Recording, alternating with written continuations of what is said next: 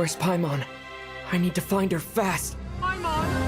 In this nation, to which the gods have never shown favor, we all believe that standing in solidarity with the Tsaritsa in our shared struggle will surely usher in a new and better world. Hey, you like my icicles, though? Fate always appears so impossibly complicated. But at moments like this, its raw simplicity is laid bare. The snow in Snezhnaya is always bitterly cold, and it never seems to end. Yeah, predictor, caught, buddy. Caught. Caught, buddy. What up, Minnie? Together. Oh, but look at the back of the chair, though. Waltz of the snowflakes.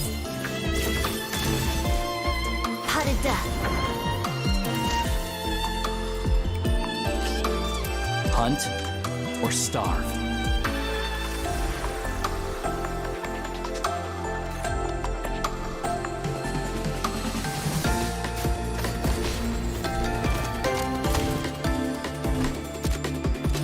Prey spotted. Radish, admittedly, not as prepared as I would have liked to have been, okay? My plan was to actually sit on the couch. However, shit has been crazy at the studio, and I kind of forgot my my other stuff that I needed to hook up this connection all the way over to the couch. So I'm in the chair. So I messed up. You know, it is what it is. It's dog eat dog. Busty Rocket, what's It's up, called brother? the Shadow Realm. A place where no wind blows, no light Predictor, shines, what? and no elemental energy flows. Even time itself doesn't exist here. It's a world where everything seems Predictor, to come to a link me. standstill.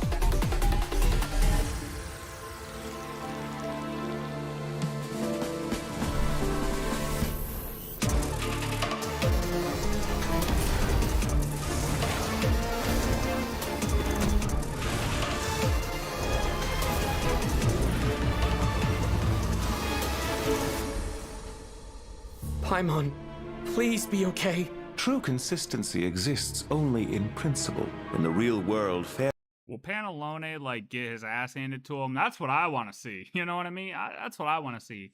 Busty Rocket, today is a day to be irresponsible, okay? We're doing 24 hours, and I've already been up for 12, so GG. fairness is relative. So you have no intention of finding a solution to this problem? In accordance with That the is result of irresponsible, this Busty. vote, Project Stuzha will remain in effect until the next Vecha period. May I remind us all?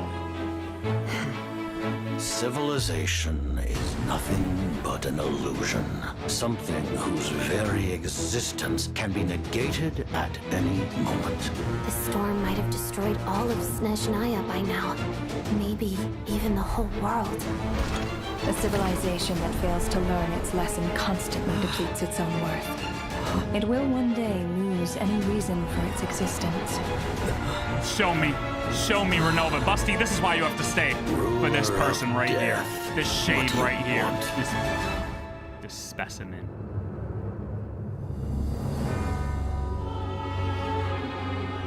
Consider your position carefully. Still gives me chills. This might have passed for a coincidence the first time, but a second time? Ugh. Am I to assume you are intentionally interfering in Snezhnaya's affairs?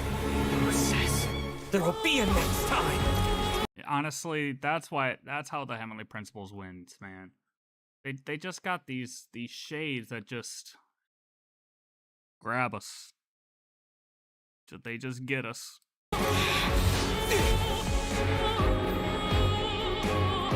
Each morning here, for every one of us, there's the chance that we might not wake up. We act only for the greater glory and solidarity of our nation. May the aurora shine ever on, and the tundra always stand firm. Your obsession with it baffles me. When the day of reckoning arrives, not even a descender can hope to escape unscathed. Paimon story, huh?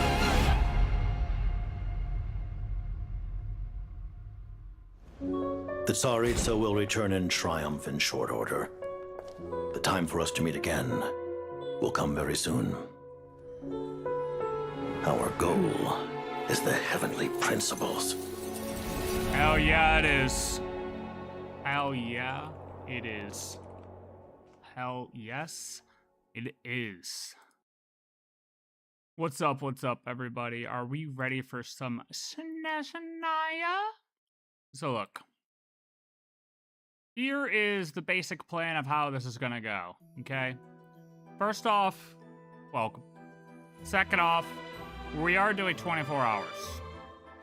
Probably a little over 24 hours, because what we'll end up at is probably, you know, around 10 p.m.-ish tomorrow.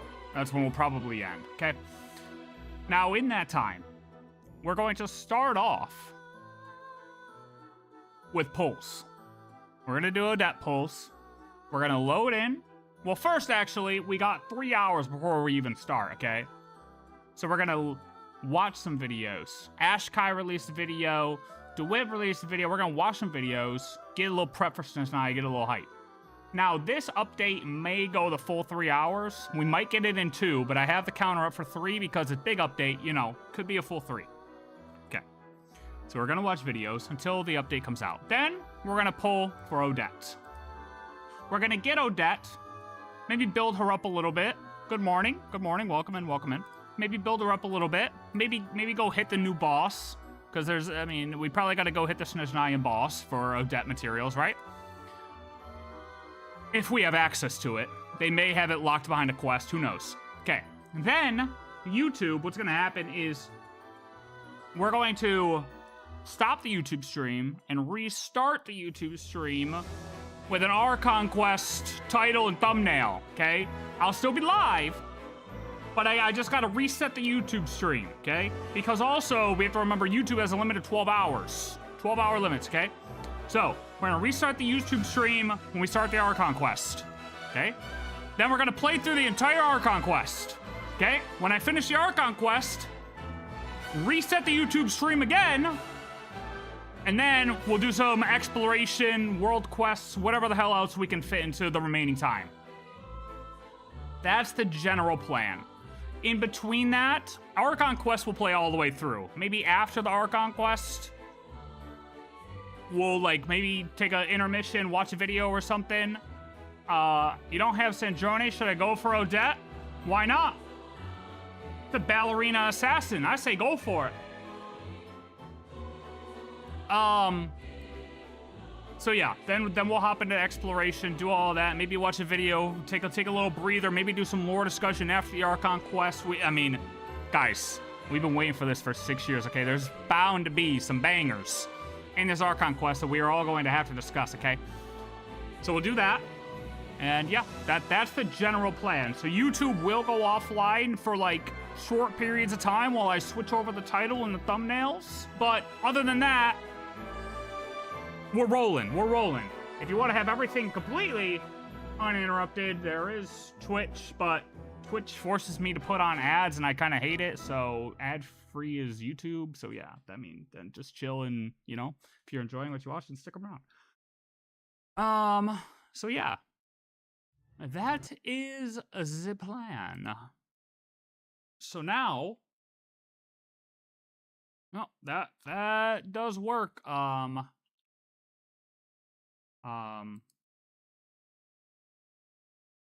Predictor, mobile COD, Honkai Impact. Why won't this highlight?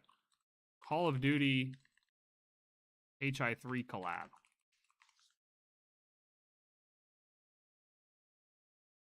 Really?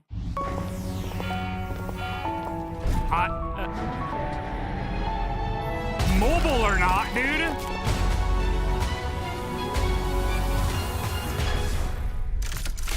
Captain on the bridge. That's kind of like what is the collab then?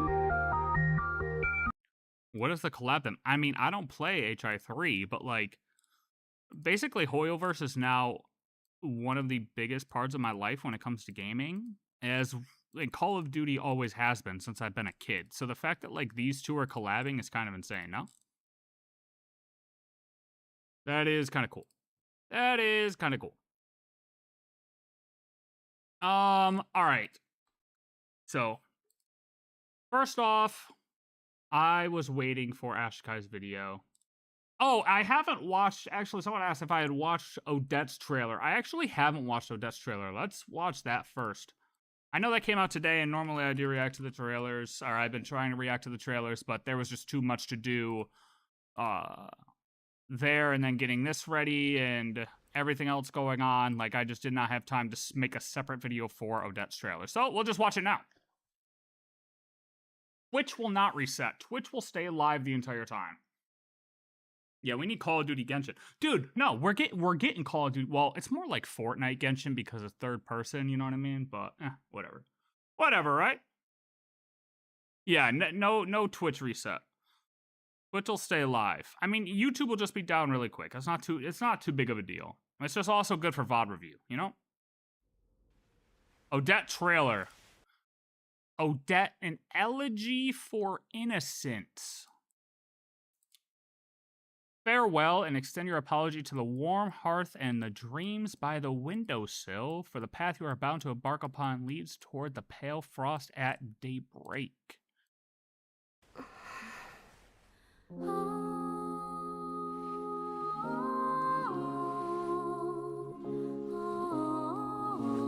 She deep within her emotions now. Why'd that look like? Tell me that didn't look like. Oh, she's deep within the emotions now. Oh no, oh no. It looked like, dude, quick glance, it looked like Arlecchino sitting in a chair, no lie. I don't know. Oh my god!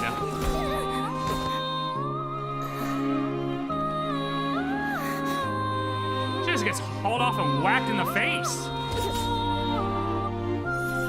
Oh, I like how she's like dueling herself.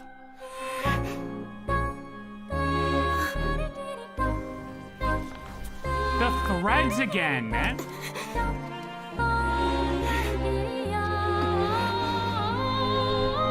That guy's just an NPC, Odette. You got him. No problem.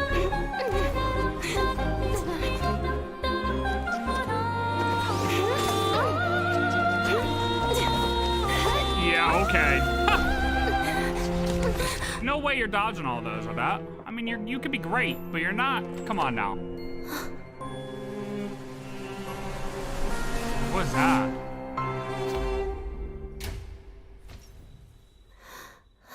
What's the difference between those two things you got?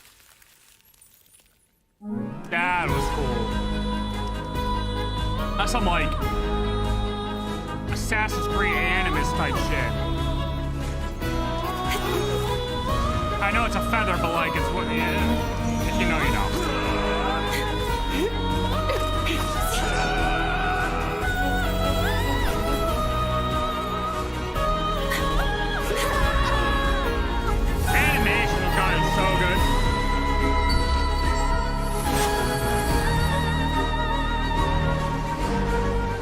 Too much feather, though. You know what I mean? Like, I feel like they're using it to fill the music, which is fine. But we're getting a lot of it.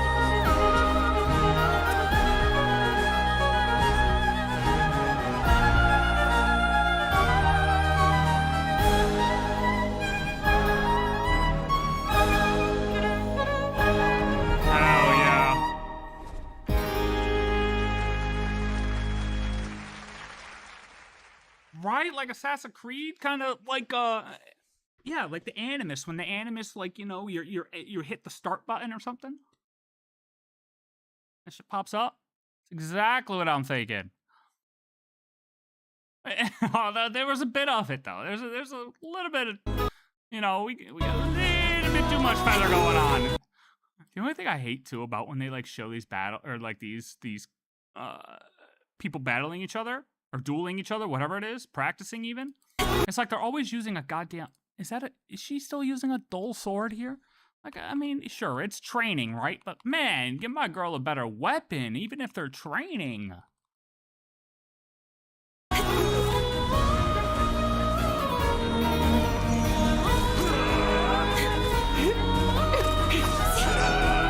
I do like how this is fully filled. No dialogue at all. Straight up music. Just straight up music. It's like you're actually watching a performance. A dance.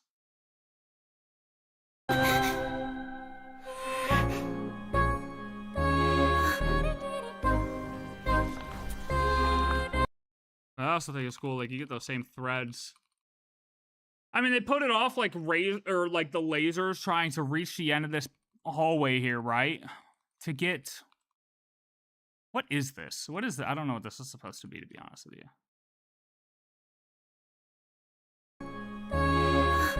Like, trying to reach this, right? But it still reminds me of the same threads that, like, Columbina had in her trailer, remember? And then what was that? What was the book? The double book stuff? Where's that?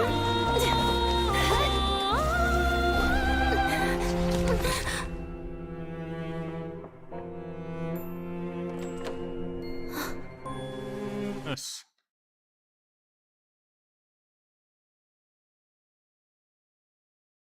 What do these say? You know, sometimes I just wish I didn't have to sit here and know, like, the Genshin language or whatever the hell they want to portray this as. Like, I don't know what to do here.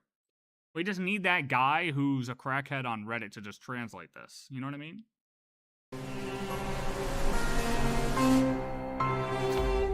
Like, just give me that. Just tell me what it says. Just put in plain, like, just lettering what it says. Pretty cool, though. Pretty cool. I do like the fact there's no dialogue. Just straight up performance.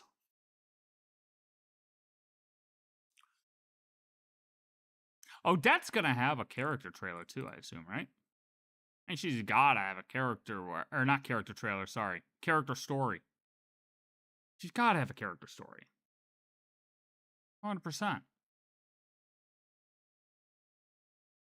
All right.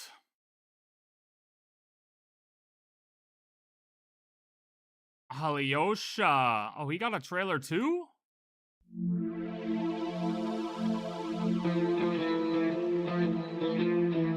Yup. What the f... You missed the Genshin event recent patch? Like the underwater fishing stuff? Just walking around with a glizzy. Maintenance and modification don't come cheap. If it takes skipping a couple meals to cover the cost, okay, so be it. Camera movement.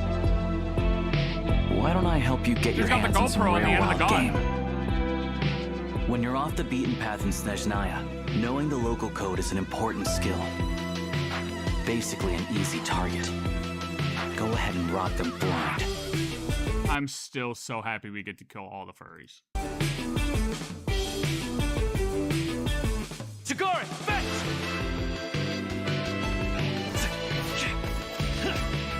Prey spotted.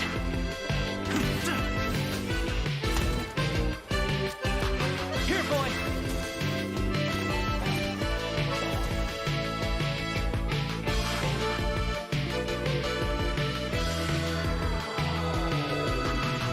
Hello. I'm Alyosha. I'm a hunter. Is he gonna be the first one to greet us? Garen, don't shake. Is he gonna be the first one to greet us? As soon as we get off the train? Wait a minute, was Paimon with us? Hello. I'm Alyosha. Okay, Paimon's in good spirits as soon as she gets off the train, dude.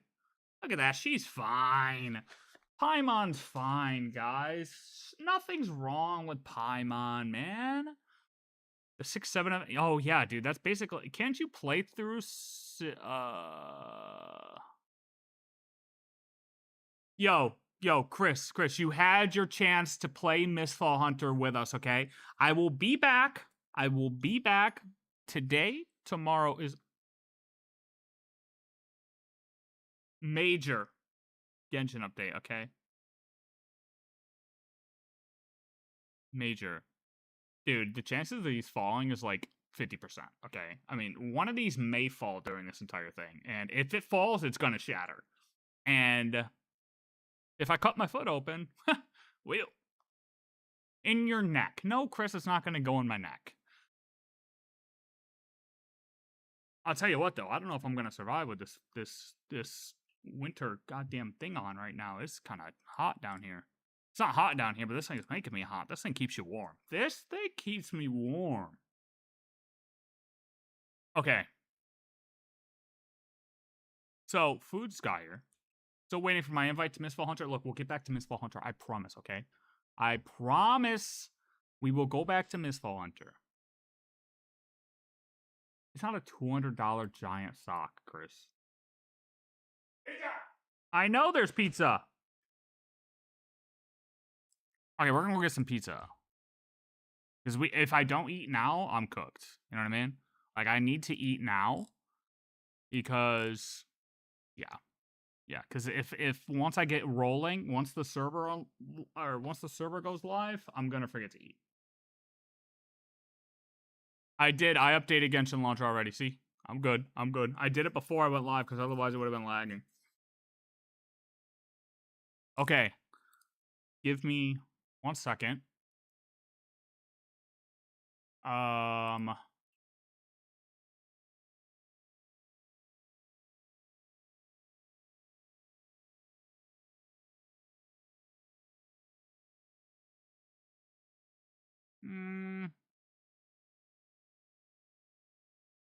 We'll start with this. What Watch a this while I go glorious grab this day food. it is on whatever day I decided to upload this. Anyway, you guys want to hear something, a bit creepy? I'm going to play to you a noise, and after I play the noise, I'm going to explain what the noise is, and some of you may be left terrified. You ready? Here it is.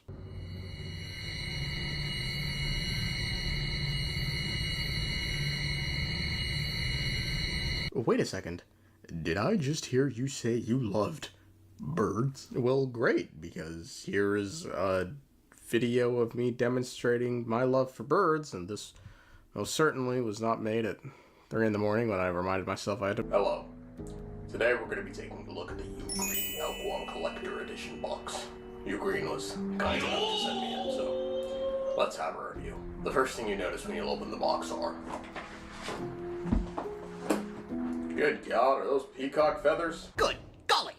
The peacock feathers are so magical they What the managed to hell did I upgrade the leave you camera guys quality. with? Upon closer inspection, you get to see the peacock feathers in all their glory. Oh my yeah, isn't goodness this just folks, a if you special love hard drive? Yaoguang or Dude, you is this love just an birds, you're ad? gonna love this. And within the Yaoguang Nexode Power Bank Collector Edition is contained a magnetic power bank, a 65-watt charger, a retractable cable, a fine track, and if you want more Yaoguang because you're sad she's all but dead in the quest, then this collectible box gives you even more Yaoguang. In addition, because we're not done yet, you get a MagFlow air... Okay, see, this is a good ad. This is a good ad. Much better ad than the top-up sites. Magnetic power bank, which features an ultra-slim Qi 2, which can charge an iPhone twice, and has a magnetic snap, and comes with a built-in cable. Now, if you need even more power, you've got a 45-watt power bank with a built-in screen that allows you to check the status of your device's charging, and to top everything off, you also get this nifty little travel pouch that fits in all the essentials because these items are so small. No, not ZZZ stuff. I never have. Pockets. So, folks, what are you waiting for? Check out the Ugreen X Honkai Star Rail series with links in the description. Yeah, I'm going to buy one right now. I watched an alright movie called The House That Jack Built, and it's you pretty much follow a serial killer who eventually dies. He goes to hell, and emanating from the deepest pits of hell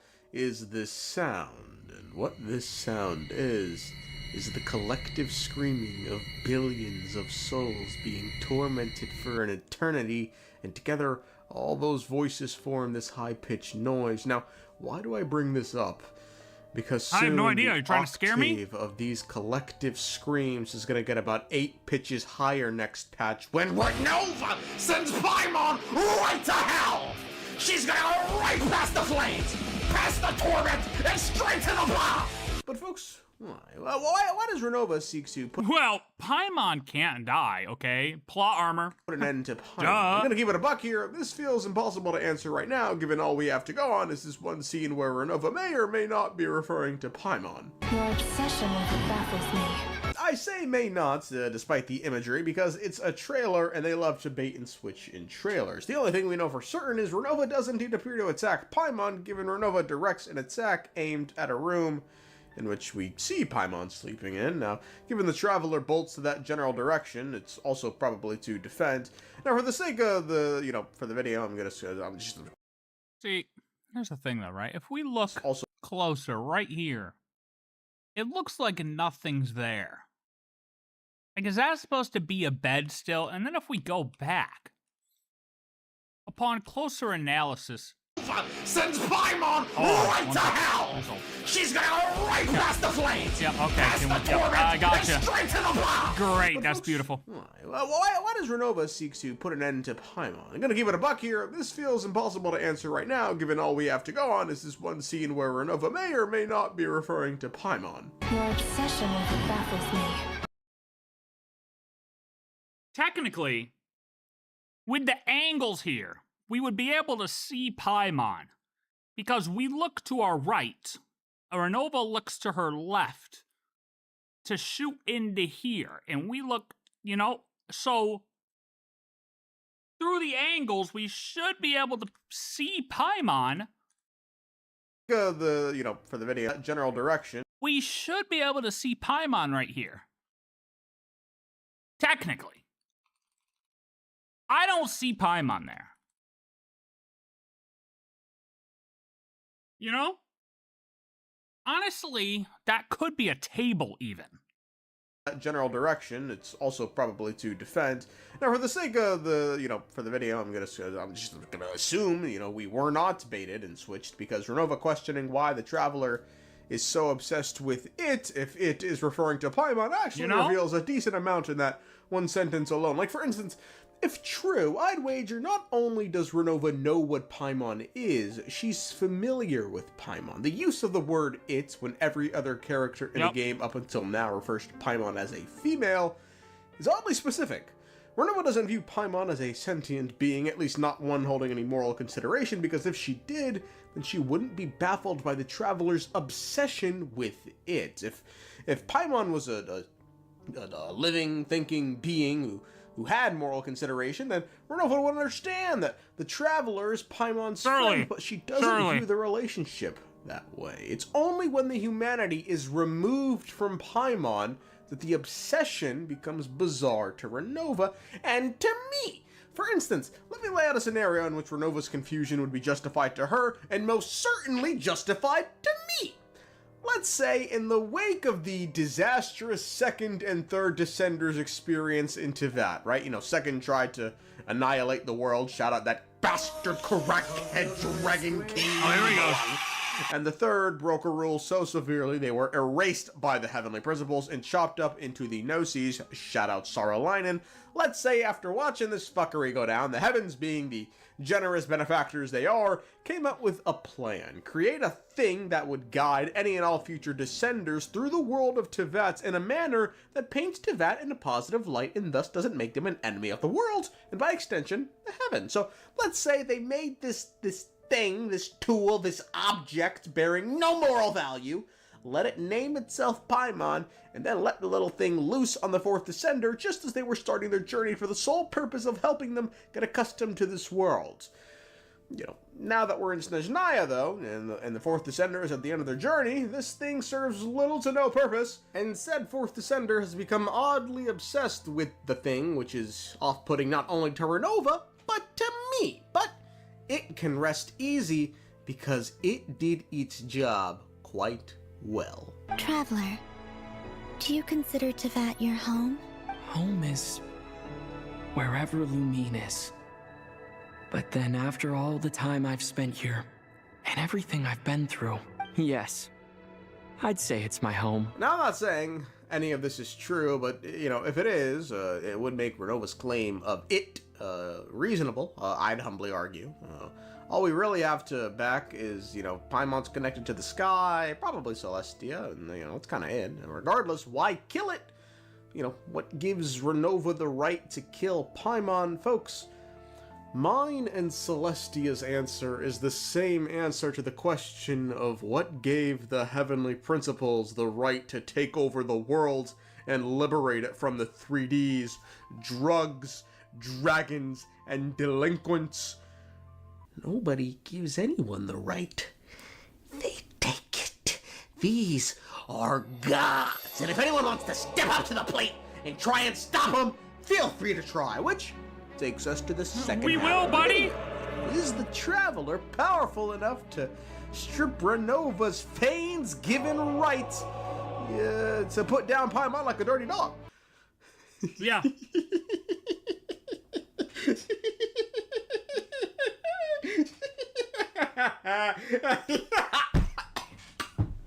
Well, see? Yeah. Got him. I'm sorry, I found the premise so funny. I don't know, folks, can Ebola kill Superman? I mean, look at the trailer. Hey, just look at the trailer. Look at the Traveler trying his goddamn ass off, looking up like a 7-year-old when you take the iPad away, screaming and shit. Charging up some fucking super attack. I mean, he's kind of not wrong 19 here. 19 different elements just to lose to Finger. Folks, let me remind you, the Traveler at full strength, ×2, because they had to simmer with some fucking white element, wings and their personal sword, got 1v2'd in about 27 seconds by our beloved sustainer of heavenly principles, yet I'm sent to say. Here's the thing he didn't take into consideration, though. At this time, we didn't have the power of friendship. Now we have the power of friendship. Yeah, cooked. They're cooked. Hear and believe there's a non-zero chance Renova loses. Motherfucker, say goodbye, folks. Say goodbye to Paimon, folks. Hey, she gone. Hey, look me in my eyes. She dead, nigga. Hey, God bless Spain to the United States of Celestial. Whoa! Get this off of my screen now. Blasphemy. No. Look, Renova will win to start, okay? Whatever the situation is, whatever you want to say Renova winning is, she will quote-unquote win, right? But how long can that win really last? After all, guys, let's look at the reality of the situation, okay? We are the main character. We have to win eventually, okay? Like, obviously. We will win eventually. The question is Renova going to die in the process or join us in the process? I'm not trying, it feels like I'm breaking the immersion a little bit by looking at it like that, but at the same time, that's reality, okay? It is what it is. Despite right, Snezhnaya being the most hyped up. Ash Guy. I know she said she was going to release a timeline theory. I don't know if this is going to be, or not a timeline theory, a timeline recap. I don't know if this is going to be a full timeline kind of recap from the beginning to now in focusing on Snezhnaya based lore or not, but we have to look at this regardless. Okay. How does this fit into the timeline? What the hell is Path to Nowhere? Honestly, this is just 30 minutes of me trying to square the timeline when the timeline doesn't make sense. Oh, yep, GG. We are, yep, that sounds about right. Let's do it. Despite Snezhnaya being the most hyped up region in Genshin Impact's history, the most startling piece of information we got from the version 7 special program was this offhand comment about Conrians being descendants of the Tsaritsa. Well, I think we all kind of had the sense that her son, at least, was connected to the Conrians, but she's somehow the ancestor of all Conrians? How does that work, exactly? Because, on the one hand, Conrian is a bit of a nebulous term since it can refer to people from Teyvat who migrated to Conria plus their descendants, or it can reference the pure-blooded Conrians who should be descended from the founders of Conria, and also aliens. Now, I really doubt the Teyvatian migrants and the aliens are related to the Tsaritsa. My prediction for the whole Renova situation is either Gold intervenes, or if people really want to run with the Asmodee thing, right? Asmodee intervenes. Everyone's been, trying to link Paimon to Asmodee, okay? Well, I'll tell you what, if Paimon is linked to Asmodee, this is the time for Asmodee to show up. Otherwise, whoever intervenes has some explaining to do, I'll tell you that much. But that leaves us only with the so-called pure-blooded Conrian nobility. And while it is certainly possible for her to be the ancestor of these Conrians, that work, exactly. Because on the one hand, Conrian is Conrians being descendants of the Tsaritsa. Well, I think we all kind of had the sense that her son, at least, was connected to the Conrians, but she's somehow the ancestor of all Conrians? How that's what she was talking about on her live stream. Exactly. Because like on the one hand, Conrian is a bit of a nebulous term since it can refer to people from Teyvat who migrated to Conria plus their descendants, or it can reference the pure-blooded Conrians who should be descended from the founders of Conria, and also aliens. Now I really doubt the Teyvatian migrants and the aliens are related to the Tsaritsa, but that leaves us only with the so-called pure-blooded Conrian nobility. And while it is certainly possible for her to be the ancestor of these Conrians, the idea comes with so many timeline discrepancies that I have no idea how to resolve this unless Tsaritsa Anastasia is actually a fabricated identity, and her real identity is actually that of the very first angel who led the very first rebellion against the heavenly principle. Oh, we were talking about this last week. She's gonna go into talking about Koitar. I am, of course, talking about Koitar. Now, the idea of a Koitaritsa is not new. Heck, it's not even my idea originally. But my goal today isn't to explain why the Tsaritsa is Koitar. My goal is to explain why it might be necessary for the Tsaritsa to be Koitar if the Tsaritsa is actually going to be the ancestor of the Conrians. Because I honestly don't understand how this can work based on the information we currently have. Maybe the developers will give us more information in Snezhnaya that will make this make sense, but... And that was also my note because we tried to watch, I think I tried to watch like 2 different videos on it, and I was like, I still don't understand how those 2 things like can happen. But I am a bit dubious. But I'm far less dubious about the sponsor of today's video, Path to Nowhere. Path to Nowhere is a criminally underrated, story-heavy, real-time strategy / tower defense RPG for iOS and Android. You'll be playing as the chief of the Minos Bureau of Crisis Control, which is a rather strange prison system built to contain people who possess supernatural abilities called sinners. As the chief, you'll need to navigate through a dark... Is Rear there? Dangerous world full of urban legends, supernatural phenomena, and political intrigue while commanding these sinners in strategic, real-time tower defense combat. In Path to Nowhere's latest version, the Pale Blue Firmament, the story enters a brand new saga. 2 new chapters will be added to the main story alongside 3 new characters. Celine is a scholar dedicated to studying history and anthropology with extensive knowledge on Dis City's hidden past and secrets. And then we have Isomer, who is the logical, rational, and efficient director of the Ring Research Institute. Both Celine and Isomer are SSR characters, while this visually striking cyberpunk beauty is Pixel, and she's an SR character, but also my favorite design of the bunch. And for a limited time, you'll be able to select a free S-rank character from the Radiant Call event, and you'll get over 24 free pulls. They've also added several new attires like this gothic number for Sign me up right now! named Awaken from the Crimson Night, and this fabulous free attire for Pine. You can get all these rewards and more when you download Path to Nowhere using my link in the description box. So do it, click it, you know you want to. A big thanks to Path to Nowhere for sponsoring this video, and now we shall proceed with the explanation as to why the Tsaritsa can only be the progenitor of the Conrians if her real identity is Koitar. Or there's some timey-wimey shenanigans going on. No, but I don't. Please. That's all we need is another Cow Blue app video explaining how there's timeline problems. Like timey-wimey things, so I'm going to ignore it. Now, because the biggest problem I had with the Tsaritsa being the progenitor of all Conrians has to do with the timeline, a solid understanding of the timeline is required in order for me to make any arguments at all. So we're going to start things off by going over what we know about the timeline currently. This is actually major. In the beginning of time, Nibelung was the original god of Teyvat. One day, he met an astral-projecting space alien we're going to call Voyager, who told him that the universe was dying because of the Abyss. Nibelung became curious about the Abyss after she left, so he went into deep space to investigate for himself, leaving behind 3 moon goddesses to guard Teyvat in his absence. But then some other alien by the name of Phaenus crash-landed on the moon and then conquered Teyvat, repopulated it with humans, and made some angels to guide the humans. During this time, Voyager returned to Teyvat but couldn't find Nibelung, so she possessed the body of a human boy with star-shaped pupils and tried to figure out what exactly happened to Teyvat while she was gone. During this time, she met the first angel, Koitar. The 2 of them fell in Not the child. I think she's not the child. Just using the child for imagery.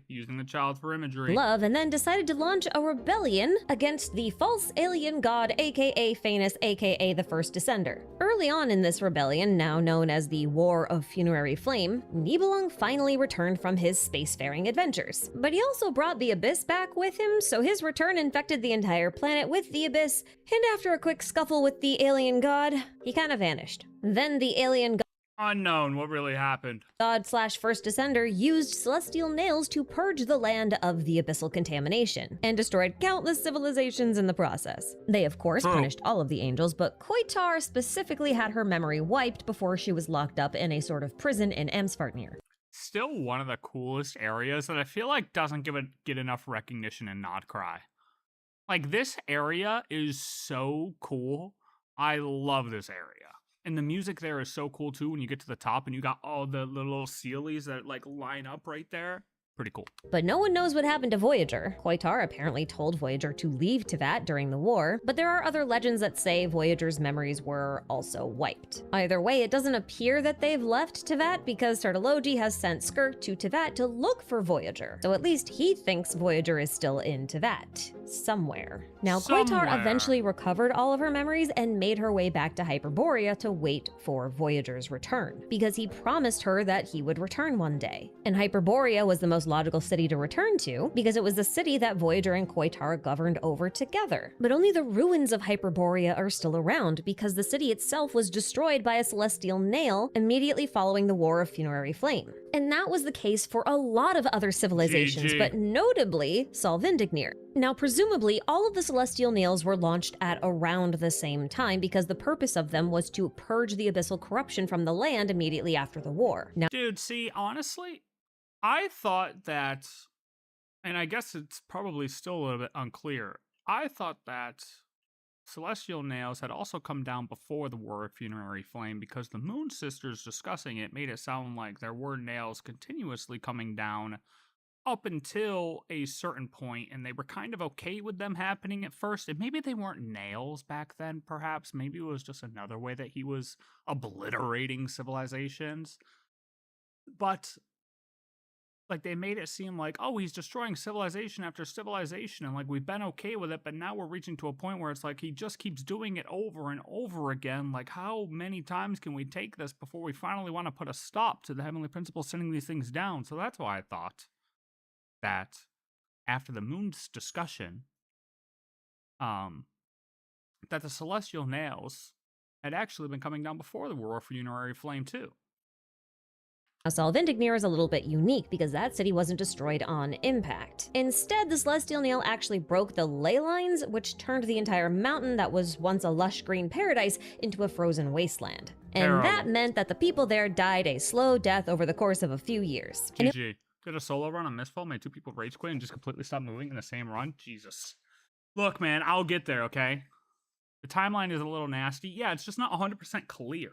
Because they could have all come down at the same time, right? And like, well, think about like World War II, or think about any war. Well, I mean, we've had like 100-year wars, right? Like, technically, the War of Funerary Flame, we really don't know how long the War of Funerary Flame lasted. So the entire War of Funerary Flame could have been like, I don't know, let's say 200 years for the whole war, okay?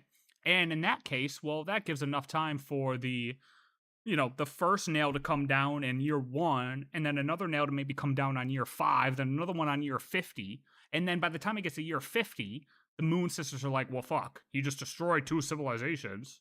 Here's the 3rd one. We thought he wasn't going to do it again, but then he did it again, guys. What the hell? 40 years? Guys, should I say for Odette? Oh, yeah, wait, Riders, do we?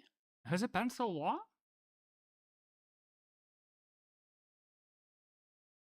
Well, I mean, you could do all this Snezhnaya content, then you'd be able to get for Odette. Bro, we do not know how long.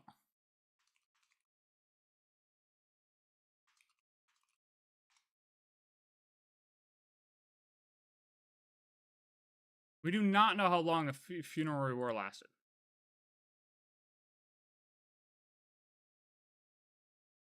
I don't think you can piece it together yet. I don't think you can 100% piece it together yet.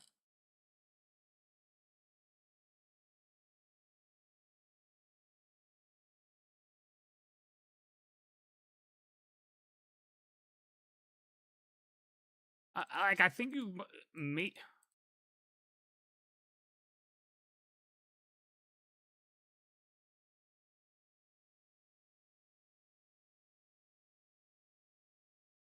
War between the Heavenly Principles and the 7 Sovereigns last 40 years, and the War of Funerary Flame lasted Less than a year, a bit strange.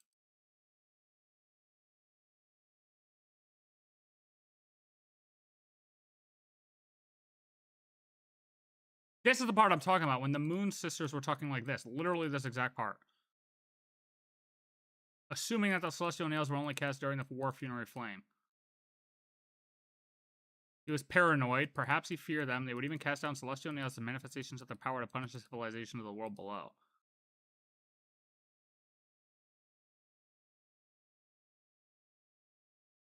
It implied here that Hyperborea was destroyed before Nibelung even returned. How long before? Unspecified.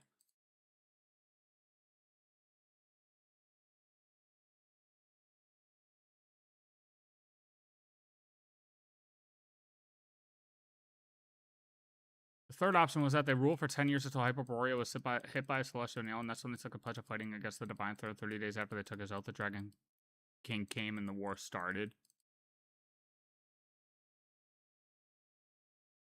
Honestly, I've never even tried to, like, do this. You'll get Odette, man. 150-50 on Himiko. Congratulations to you, brother.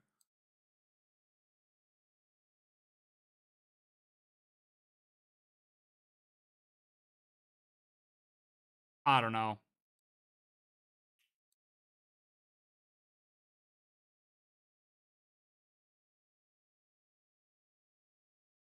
Let's just keep watching. We don't have an exact length, that's the point. We just don't.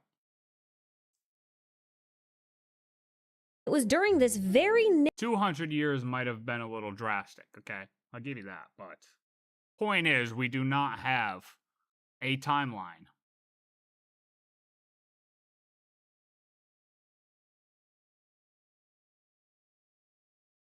"40 years of the duration took to conquer the Seven Sovereigns, not the war, unless they're the same thing." Well, that's what I mean.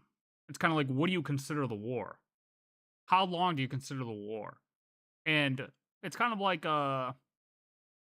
what's the one war that we have where to some people it was considered, was it the 7-year war? But to other people it wasn't that long? Like, depending on who wrote the story of the war determines the length of the war. You know what I mean? So I feel like the same thing would apply here. What war lasted different lengths? I mean, that could be all wars, but there's one specifically I'm thinking about. Depending on who wrote the history book.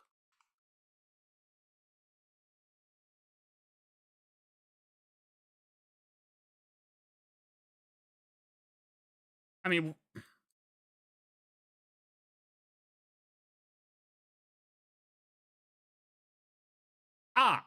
the 7 Years' War. Was right. No. Yes. French and Indian War lasted 9 years. European, only 7. Okay, well, this is actually the one I was thinking of, but that's not. It is the one I was thinking of, but not the one I actually thought I was thinking of.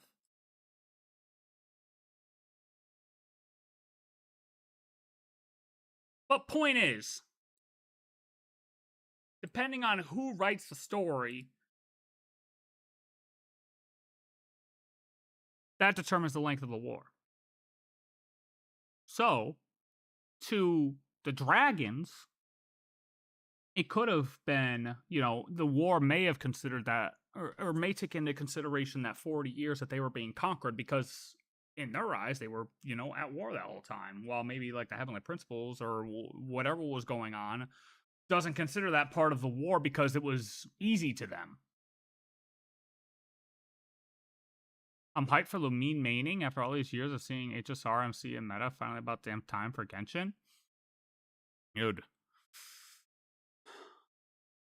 There's a lot to be excited for, KFC. But you want to know one thing I never get excited for?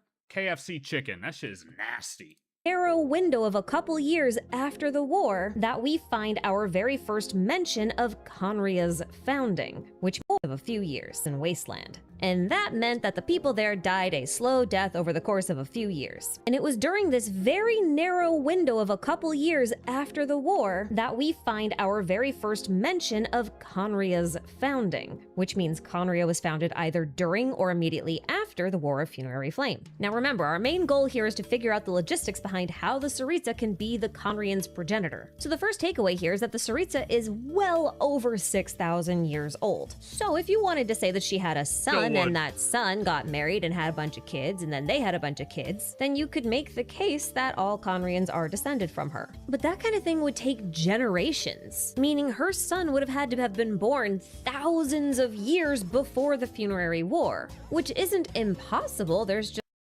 unless bro had a generational run like Genghis Khan. I mean, you know? Well, it would match. It would match the whole, you know, Snezhnayan culture a little bit, eh? Just no record of that. But even if you did manage to square that circle, there's one much bigger problem with this idea. See, the Tsaritsa's lover / the presumed father of her child is heavily implied to be the third descender Saralainen in both Hymns of the Far North and Ballad of the Fjords. And this is problematic because Saralainen doesn't appear until a long time after both the Funerary War and Conria's founding. Yep. Most, if not all, legends tie Saralainen to Hyperborean ruins that are described as very ancient. And we know he died before the Archon War because the Archon War was a contest to receive a gnosis, and the 7 gnosis were made from the deceased Saralainen's remains. Yep. Now, according to Hymns of the Far North, Saralainen died while still courting the Tsaritsa. So the two weren't married at that point, and it's pretty unlikely that since they were just courting, they would have had a child. I've been saying this shit.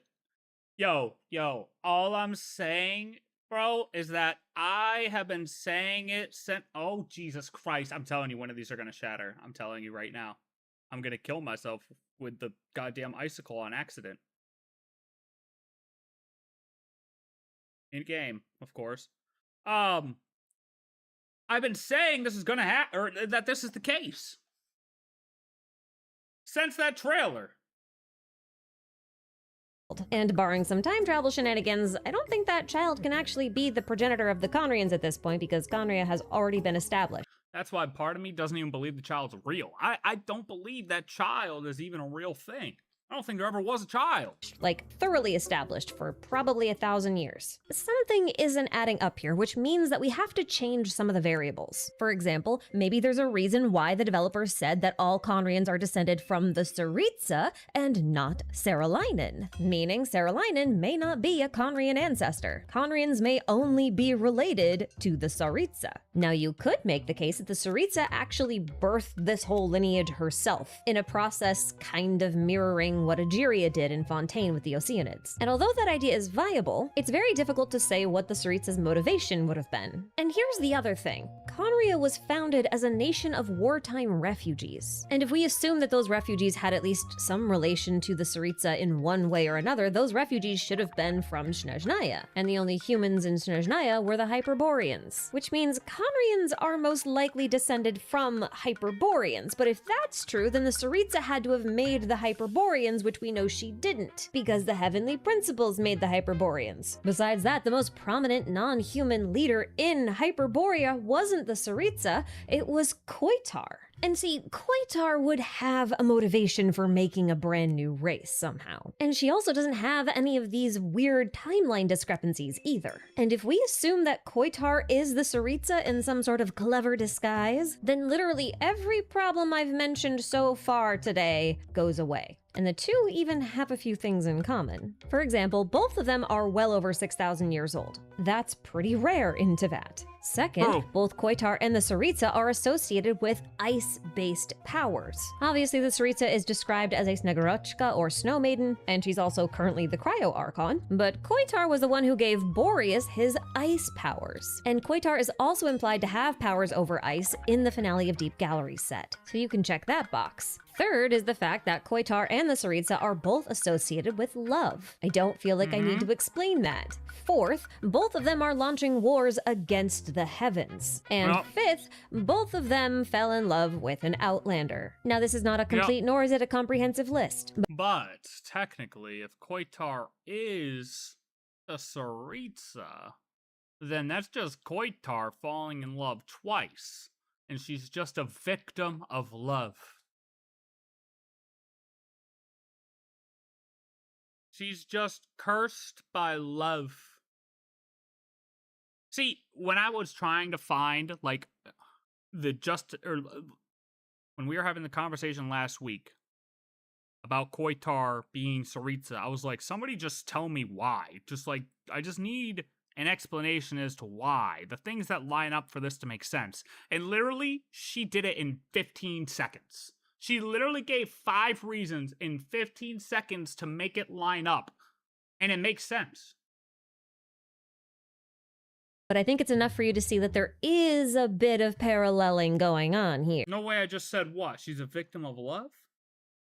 In fact, they even have some parallels when it comes to motherhood. See, Koitar only recovered her memories after chanting Boreas's name over and over and over again, because that's when she realized she subconsciously named him after her city of Hyperborea. But what's most fascinating about this is the fact that Boreas called Koitar Mother. So I think it's possible that Boreas helped her recover her memories by reminding her of her son. Although it's worth pointing out that she doesn't mention a son in her writings when she talks about returning to Hyperborea to wait for Voyager's promised return, so either she doesn't have a son or she believed her son was dead. Both are equally possible. Now remember, after Koitar regained her memories, she left Nodcry and returned to Hyperborea specifically to wait for Voyager's promised return. Meanwhile, the man who would become the Belyet Tsar went on an expedition to Hyperborea and returned with an interest in Descenders, the Abyss, and a Hyperborean baby girl that he adopted and named Axinia. I mention this because up to this point, there's no mention of a wife or empress when it comes to the Belyet Tsar. There's not even a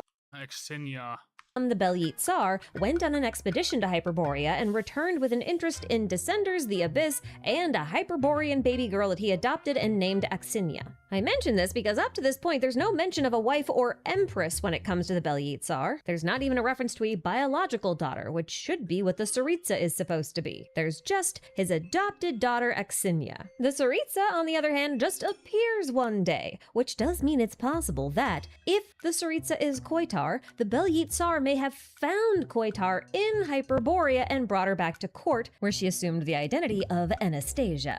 And she could have had any kind of relationship with the Tsar. Now, she's obviously named after the famous Anastasia Romanov, but the name itself also means resurrection or rebirth, and if we think of Koitar's new identity as a sort of spiritual death, as we've seen elsewhere in the game, then the name kind of fits. I will also point out that after Anastasia Romanov died, there were many imposters that showed up claiming to be her, but none of them actually were the real Anastasia because the real Anastasia was dead. So it's very possible that Hoyo could be referencing this real-world event by having Koitar masquerade under the identity of Anastasia. Now, admittedly, all of this is circumstantial evidence at best, but things get kind of weird once you realize the Belyet Tsar has declared himself to be the heir of the Pale Star. I'm gonna say that again, heir to the Pale Star. That means he's not the Pale Star, and yet he's established the Pale Star Court. And this is relevant because the Pale Star actually comes up twice in relation to Koitar as far as I can tell. Once in her writings where she talks about the Pale Stars of Morning, which bring her hope, and again in the Celestial Gift artifact set where she says a pale star burns beyond the false firmament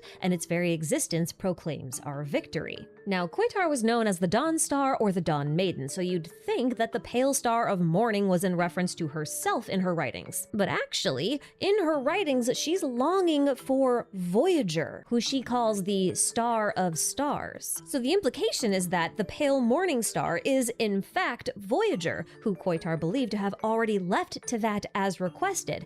Ergo, she thought they were beyond the firmament. That said, it is possible that the Pale Star references both both of them. After all, the Dawn Star or Morning Star is also the Evening Star. They are twin stars, or like paired stars. So it makes sense to me if the Pale Star actually references both of them, or at least symbolizes their bond. You know, something like the Pale Star army rising up against the false god. Now, if the Bel-Yit Tsar really is the heir of the Pale Star, then he's either trying to continue the work of Koitar and Voyager, so like uniting people under the banner of their legend, or he's their heir literally, like their son. A weird idea to be sure, but I'm also not the first to have it. To my surprise, Cat with Blue Hat did a deep dive on this before the special program even dropped, and the evidence he provides for the Bel-Yit Tsar to be the Tsaritsa's son is pretty compelling. But if we assume that the Tsaritsa is Koitar, then the Bel-Yit Tsar would be the son of Koitar and Voyager, which means that this kid might actually be the Bel-Yit Tsar. 3 really important things to note here. First, the kid has stars in their eyes, just like Voyager did. Second, the kid's clothing looks really Hyperborean. It is possible that we just haven't seen any Snezhnayan with clothes like this yet, but I'm working with what we have currently, so I'm calling this suspicious. And the third thing I want to mention is the fact that the Bel-Yit Tsar calls himself the heir of sacred blood.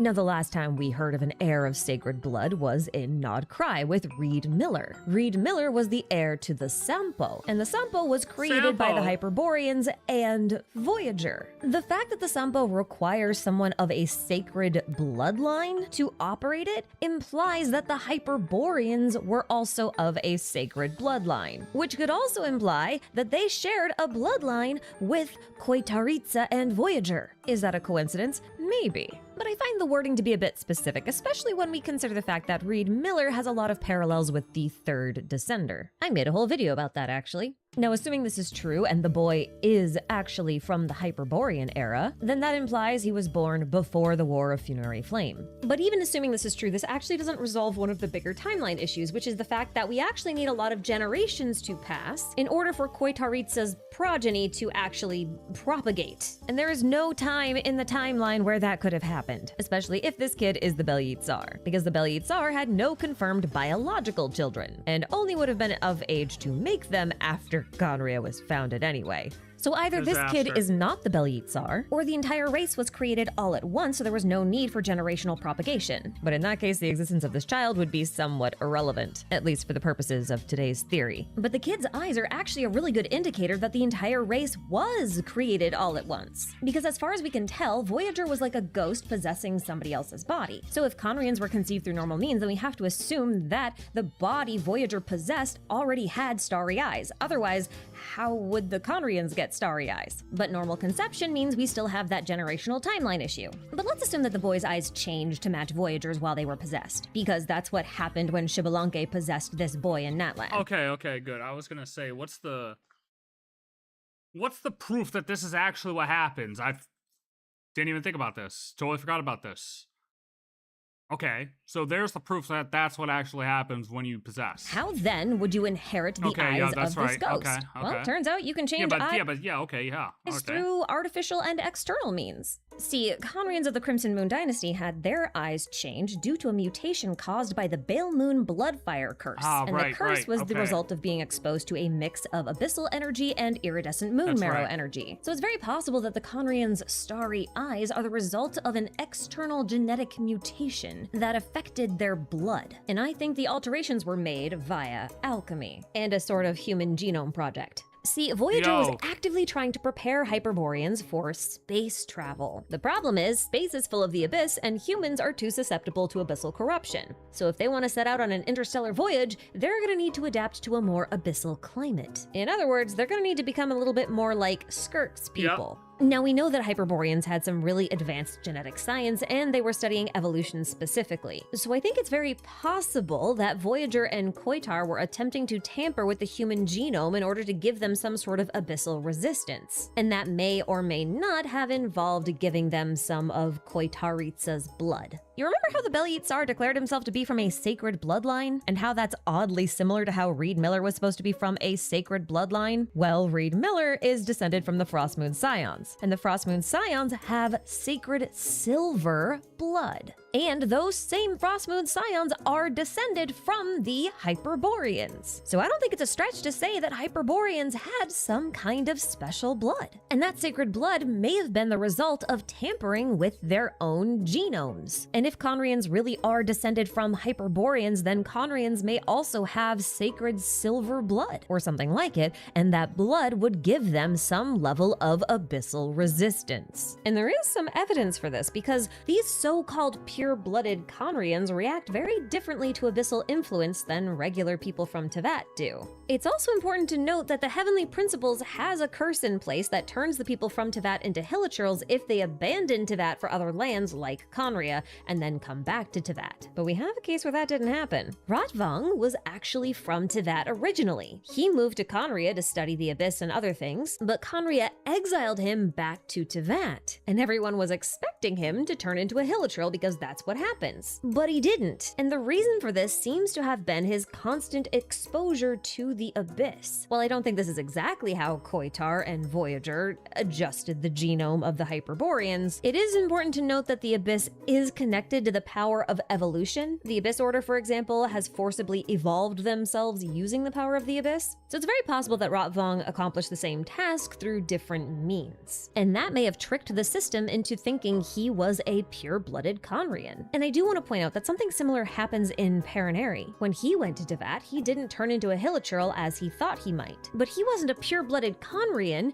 he was an outsider, an alien, which means the system isn't checking for whether or not someone is a pure-blooded Conrian. They're checking to see if someone has a certain trait. So while it's not literal, I do think it's very possible that Koitar and Voyager technically made a whole race of superhumans out of the Hyperboreans. And that's why they're descendants of them. This idea fits really nicely with Hoyo's recent references to the Book of Enoch and the Temple of Space. In that book, angelic watchers had superhuman children with regular humans, and God hated those children and tried to obliterate them. Koitar was an angel, a watcher in this case, while Voyager, while technically the ghost of an alien, was in the body of a regular human. So their artificially augmented Hyperboreans are like their children, their Nephilim. Which is funny because the Bible actually references the Nephilim a lot, although not necessarily by that name. And it's said that the Nephilim actually survived God's wrath by hiding underground. And where did the Hyperborean refugees who founded Conria go? Underground. Now, obviously, they were trying to hide from the Heavenly Principles, who notoriously smites humans that have altered their own genetics or who were created through alternate means, like Egeria with her Oceanids.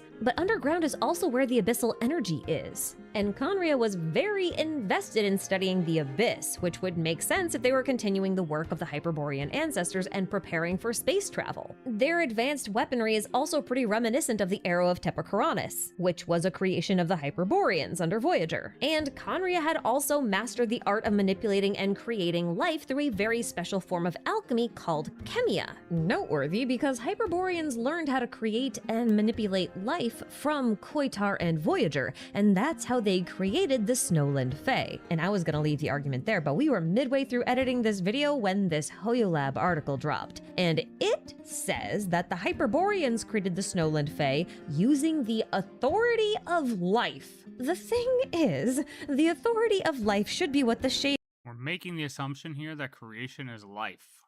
of life Naberius/Rhindaughter has. So if we take this at face value, then that means Koitar and Voyager knew how to use the authority of the Shade of Life and shared that knowledge with the Hyperboreans. But things are even more interesting than that because Rhindaughter was, and technically still is, a Conrian alchemist and a master of the art of chemia. And she only became a Shade when she ate the heart of Naberius that she found hidden within a domain somewhere. And I think that domain might have been in Hyperborea. See, technically it's possible that Koitar and Voyager were able to capture and kill the Shade of Life and then use her heart, the center of her authority, to master the art of creating life. And if that's the case, then it's very easy to see how and why Naberius' heart was hidden within a domain waiting for Rhindaughter to find it. I would also assume that the Shade of Life might be the weakest of the Shades in terms of combat prowess, and if the thing I still find crazy about the whole thing is that Rhindaughter was still the forefront of that conversation when the Shades were talking in the God's Limit teaser. And nobody was like, in that short teaser, like, who the hell are you? You know, like, they just seemed cool with her taking over Niberius. You know what I mean? Like, they didn't seem hostile towards her at all. They seemed very accepting of her. That is just weird. Like, why is that? If memory serves, Koitar and Voyager only did all this stuff over the course of like a decade, so it's possible that no one noticed Niberius was missing for quite a while. After all, Asmodee's only been missing for about 500 years, and they're only now starting to become concerned about it, so like, seems reasonable. But in the context of this Koitaritsa theory, it is worth pointing out how the Tsaritsa made contact with Rheindotter in the Snezhnaya trailer, and that her spear bears much of the same symbolism as Niberius's authority. Coincidence? I think not! And if Koitar, Voyager, and the Hyperboreans were messing around with the authority of heaven via the Shade of Life, then having an interest in Descenders is a must. Because the heavenly authorities are currently in the hands of the first Descender, and according to the book Parent Harry, Conria was also researching and harboring aliens from outside Teyvat, likely in search of a Descender, which is what they mistook the Traveler's sibling for. And since Conrians are likely descended from the Hyperboreans, we can assume their interests have their roots in their Hyperborean ancestry. Now again, this section has been edited in later, but it occurs to me as I'm recording this that if Koitar and or the Tsaritsa had access to the authority of life, then the surviving Hyperboreans that became Conrians might have just been created from scratch. All of this combined suggests that the Conrians are just carrying on the work that the Hyperboreans left behind. In fact, you could argue that Conrians are technically also heirs to the Pale Stars, which might actually be why their Black Star banner is so similar to the Pale Star banner. And that's part of the reason why it feels so likely that the Tsaritsa is Koitar, because Koitar's war never ended. But this has been an awful lot of talk about Voyager and zero talk about Sarah who should arguably be more relevant to this theory since Snezhnaya promises to be full of lore about him as the third Descender. And we also haven't really discussed the Koitaritsa's history with them either. Well, that's not entirely true. Technically, we've been talking about Sarah this entire time. Because if we're assuming that the Tsaritsa is Koitar, then Voyager must be Sarah. Let me explain. Unlike the fourth Descender, the Traveler, Voyager lacked a body and was therefore something more akin to a ghost. Now, I don't know about you, but I'm not sure if a ghost can be considered a Descender. However, if that ghost was to, say, acquire their own body instead of possessing somebody else's, they would suddenly become a complete entity and could therefore, potentially, become a Descender. Now, Koitar believed that Voyager would one day return to Hyperborea, which means at the very least, Voyager left the body of Soidervoinen. But other legends in Teyvat say that Voyager also lost all of their memories just like Koitar did. Now, a ghost without memory feels a bit like an empty soul, and that empty soul has the potential to be reincarnated into a new form. And I think that form is Sarah. Now, I do want to point out that in the special program, the developers said that Sarah from beyond this world arrived in Teyvat from outside of it, meaning Sarah is an alien. They say he landed in ancient Snezhnaya, which is exactly where Voyager landed the first time. So it's very possible that these two events are the same event. But it's also possible they're not, and that these two aliens are completely unrelated. But it is worth pointing out that Voyager and Koitar's identity as the Pale Star can also be linked to the Pole Star, since Child's signature weapon, the Polar Star, is also called the Winter Pole's White Star in Chinese. A white star is a pale star, and Child is, at the very least, an allegory for Sarah, which is fitting. He certainly did have a lot of appearances in these trailers, no? Because pole stars are associated with stellar reactions, which are caused by stellar linchpins, which are products of the third Descender. So all that said, our timeline looks something like this. Voyager possesses the body of Soidervoinen and falls in love with Koitar. Together they create or modify Hyperboreans to the point where they can be considered the descendants of Koitar. Then they launch a rebellion, the war happens, and all those Hyperboreans flee underground to avoid destruction and found Conria. Koitar and Voyager are then punished through separation and memory wiping. Once Koitar regains her memories, she goes back to Hyperborea and eventually meets the Belyet Tsar and joins him at court to become Anastasia, the Tsaritsa. Meanwhile, Voyager is reincarnated into a new vessel called Saralainen, and they likely lack a lot of their memories, if not all of them. But through their adventures in Snezhnaya, they end up meeting the Koitaritsa again, and she likely recognizes him and falls in love again. So the two start courting, and then Saralainen... It's the same person? That, like, yeah, that she's a victim of love twice to the same person, but different people, but they're both different people because she's possessing the Tsaritsa as Koitar, and then Voyager's becoming Saralainen, so it's just the same people twice, but it's like two different people, but it's all the same. Voyager decides to help the Belyet Tsar with his abyssal research, which eventually gets Saralainen killed by the Heavenly Principles, and then chopped up into 7 Gnosis that start the Archon War. Is this a batshit crazy idea? Yeah. I love it. I love it. I actually love it. I love it. I love it. Does anybody else love it? Because I love it. Yes, it is. And it is contingent on so many things being true, and I don't really know how likely that all is. I mean, everything I listed here could just be allegorical or a series of very unfortunate coincidences. Or it's possible that I and many other— Dude, but how many times have people, like, I feel like a lot of people have considered Voyager being a descender in some way. Like, somehow, it always seemed like Voyager had to be a descender. At least to me. I'm just like, how can they not be?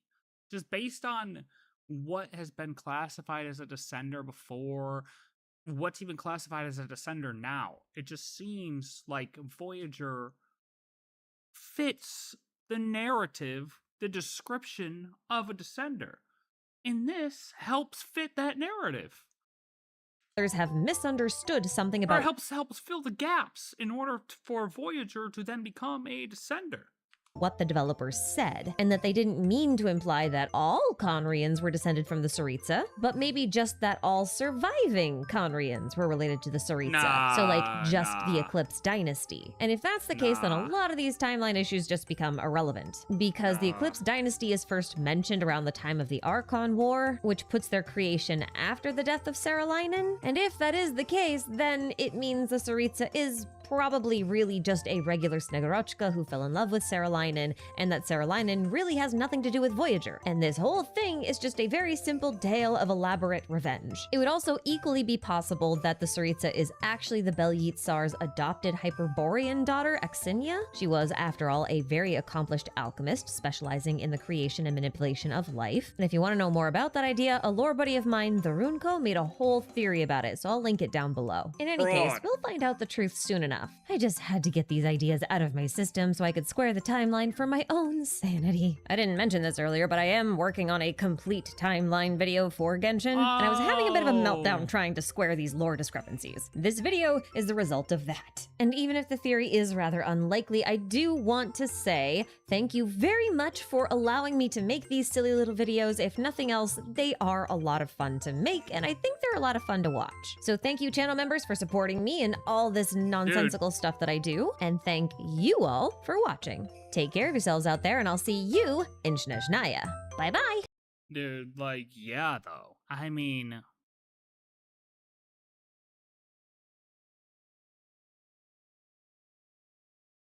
I kind of like it.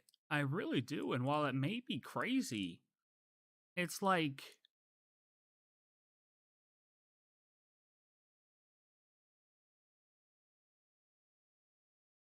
Now, Rhine-Daughter is also related to Tsaritsa and Third Descender.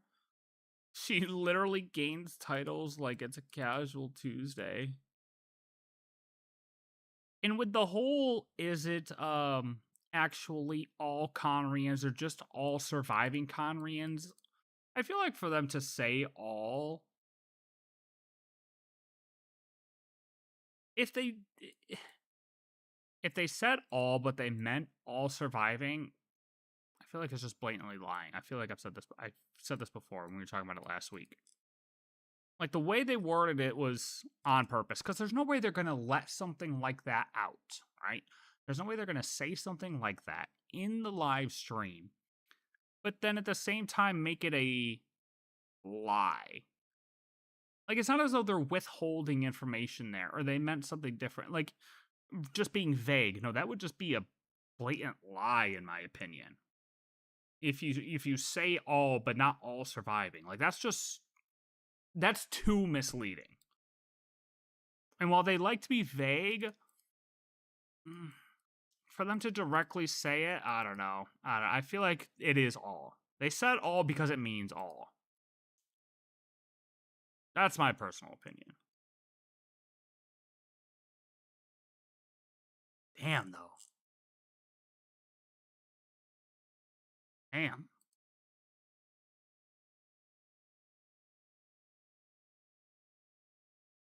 How do we feel? I feel like I like it. I'm curious to see what actually ends up happening now. But at the same time, I do kind of feel like in the Archon Quest, we're not going to see Sarita that much, you know? We might get a little preview of her, get to look at her for a little bit, but generally, how much are we actually going to see of her? Let's see, what else we got? Wanna watch another DeWitt one? We could watch another DeWitt one. We could watch another DeWitt one. I didn't watch this one, did I? This is a little previewed, but I don't think I watched this one. Who is Sarita, really? 7 days ago? What was 7 days ago? I don't think I watched this one. Been waiting for this one. Folks, the Sarita, she's now revealed to be the ancestor of the Conrians, which to some apparently explains her anger towards the heavens, because I guess this would then mean in her worldview the only people who get to en masse kill the Conrians with full impunity are the Conrians out. But does this even make sense, folks? Because within this new revelation, let's think back to what Dainsleif once said about the Sarita, because it now takes on a completely different meaning. She is a god with no love left for her people, nor do they have any left for her. Her followers hope only to be on her side when the day of her rebellion against the divine comes at last. Her people. She has no love left for her people, so why wage a war on their behalf? Her people should obviously be the fucking Conrians. Surely it's not the Snezhnayans. You know, she didn't make them little niggas, right? I'm getting ahead of myself. First, let's discuss how is this even possible, and what I mean by that is, who is the Sarita really? Because in order to be the progenitor of all the Conrians, that means she'd have to exist, you know, well before all the Conrians, and given Conria was founded around the time of the fall of Salvin and Nir, quote, I've heard of people who are building a new nation without gods. Perhaps they'll have the power to stand against this world. And given Salvin and Nir fell at the end of the War of Funerary Flame due to that heaven-sent divine fucking nail, around 6,000 years ago, that'd mean for Conrad to have already spread through word of mouth at this point, the Sarita would have to be old. Very old. Quite possibly one of the oldest characters in the game, existing around the same time as angels like Nicole and Zebai, which is odd, because for a character to be significant enough to spawn an entire race of bastards, surely they must have made splashes in Tevat's past, yet we've no record of any Anastasia Fyodora Snezhnaya existing all that time ago. Now, where this gets even stranger is that's probably not her real name, at least not the Snezhnaya part, given, you know, Snezhnaya was founded well after she existed, so for a time, she could have been going by an entirely different name, but what name? I've seen some suggest she's Koitar, the first angel, and gonna be honest, I don't see it. You know, if she was Koitar, this would mean she's the grand ancestor for two completely, you know, unrelated bloodlines, the angels and the Conrians, which, I mean, sure, if you adopt the approach that Conrians are all somewhat connected to angels fucking twice removed, then yeah, fucking sure, anything's possible, I suppose. Another problem is we actually know where Koitar is. You know, she's kind of close to Snezhnaya, but, you know, not exactly Snezhnaya. No, apparently, if Koitar is to be believed, she's currently in Hyperborea, you know, or at least in their runes, sort of waiting, quote, I will return to my own lands and wait for the star beyond the stars. The one who holds my liberty in thrall. To sing in the nothingness of utter ruin is far more agreeable than to endure servitude beneath a false heavenly light. You whom my heart loves, you built this pale edifice for me, yet I am about to defy your edicts and return to the lands whence we came from, which exist no more. I shall await the day freedom dawns upon you, just as you once so generously bestowed it upon me. No matter how many years may pass, or if the morning star should fade. Now, you could adopt the approach that you simply moved on and became the Tsaritsa, but, do we not see the problem there? Do we really think in shambles or not following the cataclysm, the heavens would sign off on Koitar, the first angel, the most rebellious angel who led the charge to overturn the heavens, who was charged with the most heinous, unspeakable, blasphemous sin in Tevat's history? Do we really think the heavens would grant her a seat at the table? And if they did that and the Tsaritsa is Koitar, then yeah, I'm not exactly sure what the fuck they expected. So no, I don't think the Tsaritsa is Koitar, but there is another interesting possibility. That is a good point with the Gnosis, but who knows? Folks, in Tevat's history, ancient history, before... I mean, she came to acquire all the other ones somehow, right?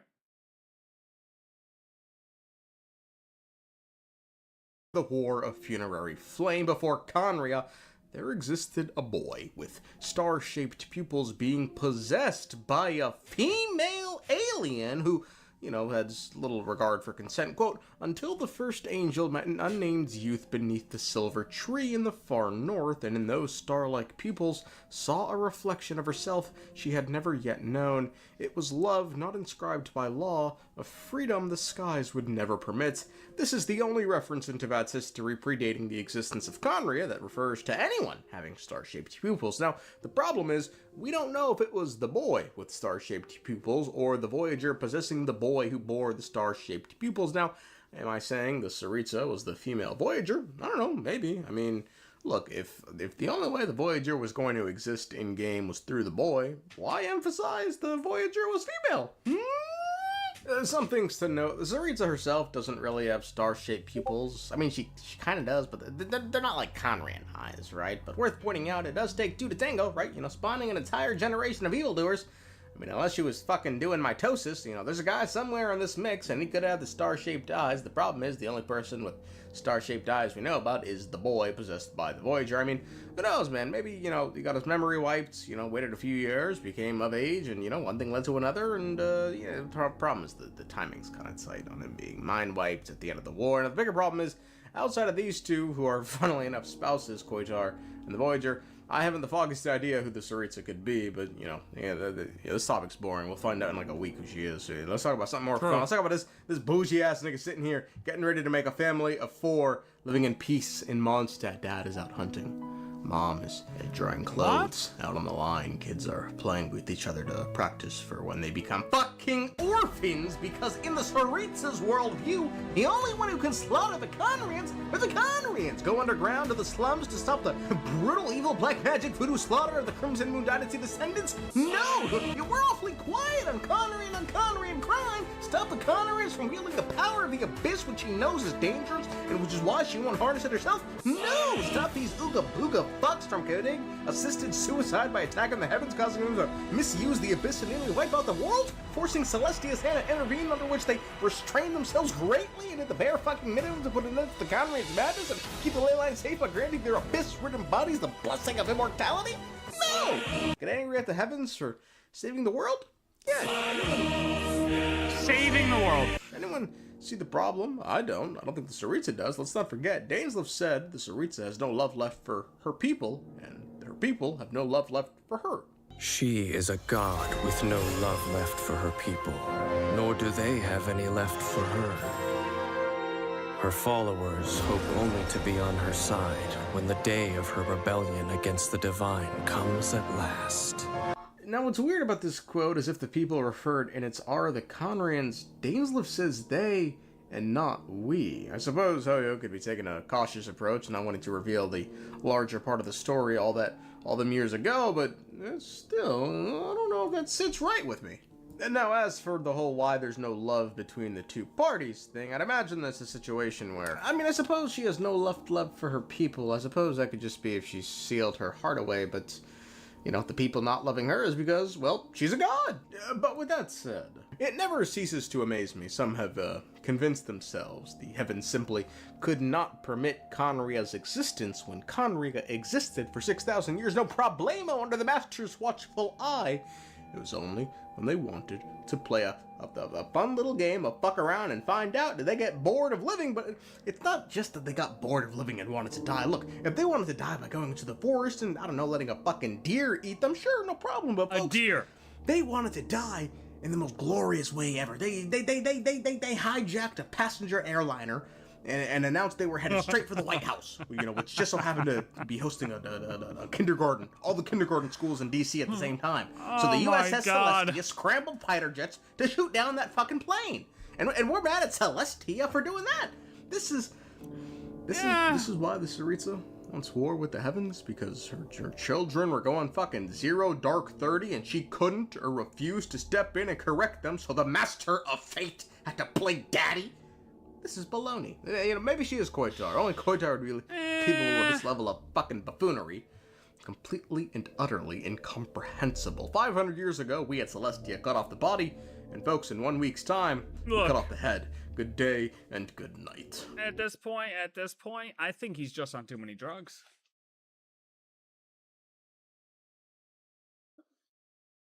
At this point, I think he's too far gone, to be honest with you. I think he needs to inject as much copium as he can to justify his little HP friends. That's it. It is what it is. He'll come around eventually. When they start to lose, it'll be too late. I'll tell you that much. When they start to lose, it'll be way too late, and we won't have any room for him. Straight up.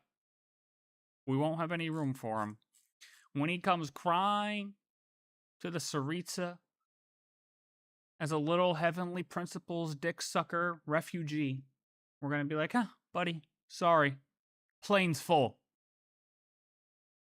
Plane is full. This hijacked plane, sorry, sir, it's full. You cannot get on. It is what it is.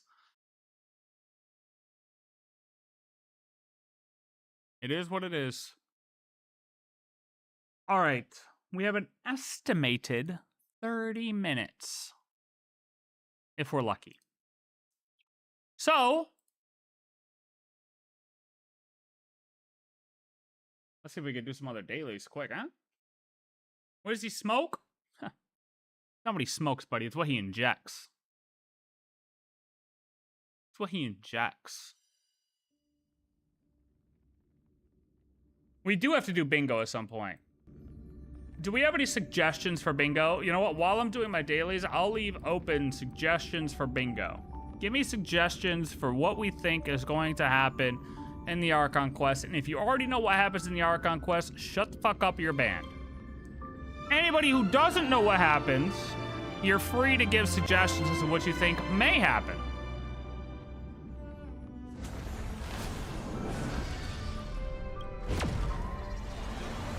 And then I'll fill in the blanks after.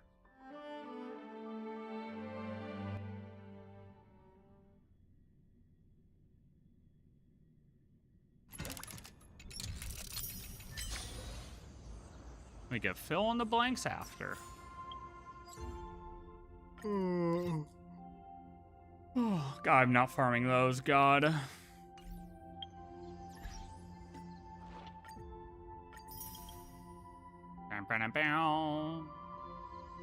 Yeah, Radis, we're gonna do you like that, because that's cheating, buddy. I can't just have you out here spilling all the information.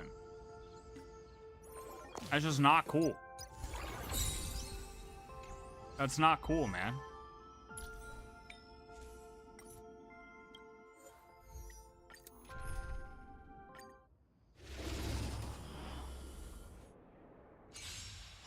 Set forth! Charging up! Open doors! Quest might trigger if you get close to the edge of Nod Cry. like where the quick start point would be. We are the Trailblaze! No, Radish, I said suggestions for bingo. So I said if you give suggestions for... You can't give suggestions for bingo. You know what happens. You're off limits, buddy. You can't give suggestions for bingo. Light up the cosmic night! Soaring above the lands, this is permanence! Toward distant horizons! Charging up!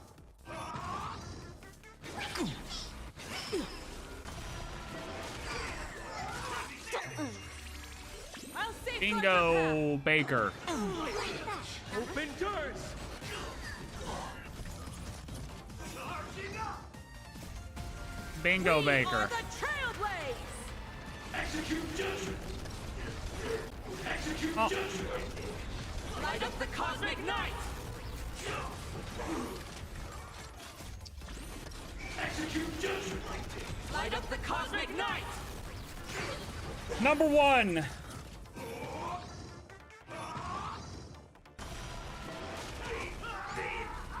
We have a conversation with Saritsa.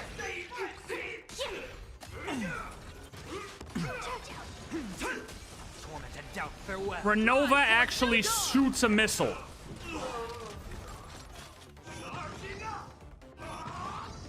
Asmodee appearance. Very low chance of that happening, okay? Feeling spiffy? Can you find the answer? Toward distant horizons! You know, since everyone's on the whole Koitar thing, we might as well do, like, Koitar lore. We are the Trailblaze! Execute judgment! Koitar lore? Light up the cosmic night! I'm trying to think of good ones. First. Soaring above the lands, this is permanence! Drive toward new dawn! I saw an early access video and it activated long before the quest marker. So should I just like stay in Mondstadt or what? Light up the cosmic night!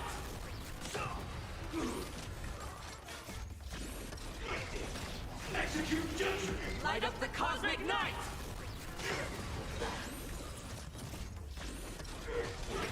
Execute judgment!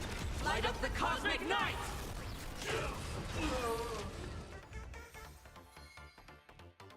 Trying to think of good ones.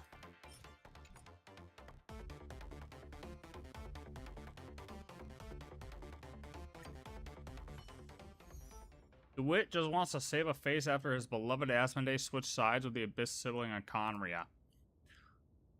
That's what I mean. He's gonna try to save it. He's gonna try to explain why. He's going to deny reality for as long as possible until it is right in his face with the head of the physical manifestation of the heavenly principles rolling on the floor like Xandar 1 Kuwabara. Fuck, whatever his name is.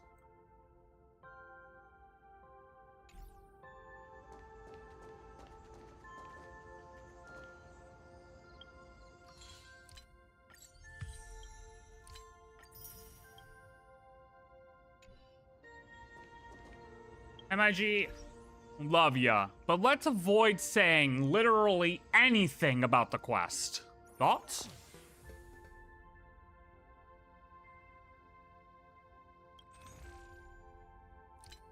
Even if you don't think it's a spoiler, if it has anything to do with the quest, let's just not discuss it.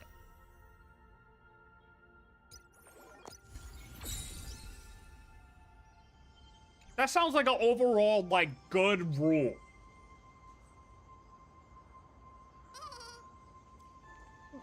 Look, buddy.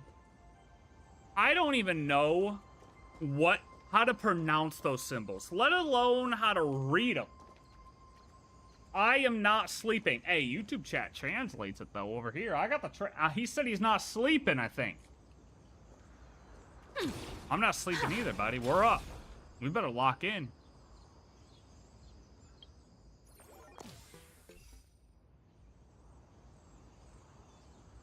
Better lock in. So what do I think is not going to happen? Okay, so why did I just hit Arc Raiders? What am I doing?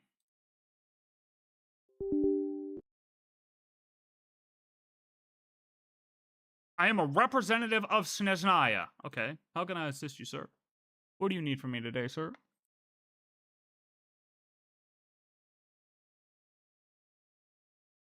Uh-oh, but he's not Russian.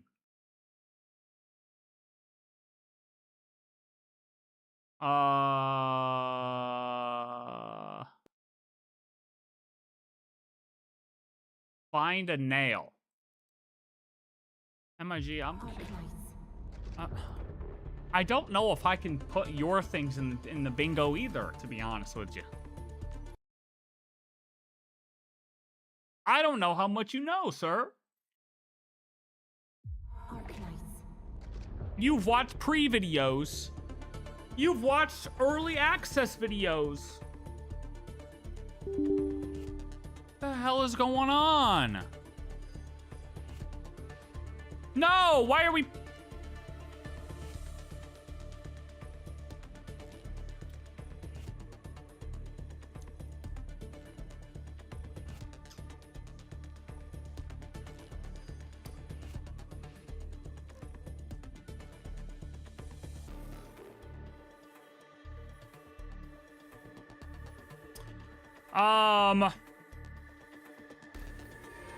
Child acts mysterious.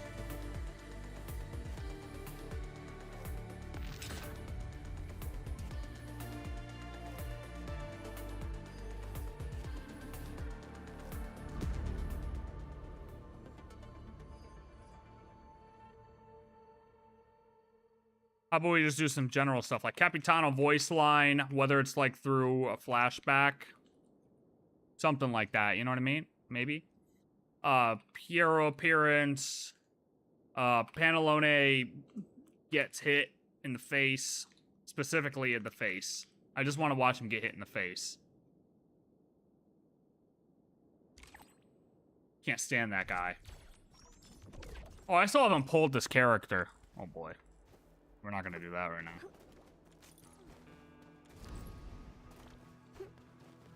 Oh, is this event end today? Please tell me this event doesn't end today. Oh, it ends...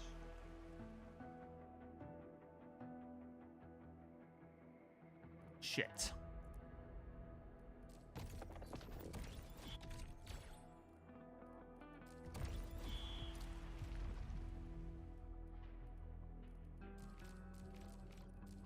I mean, these are easy as hell, right?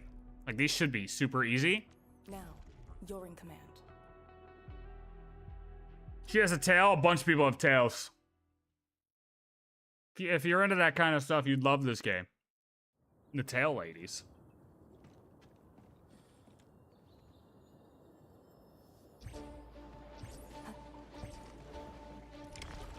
It's just Tail City.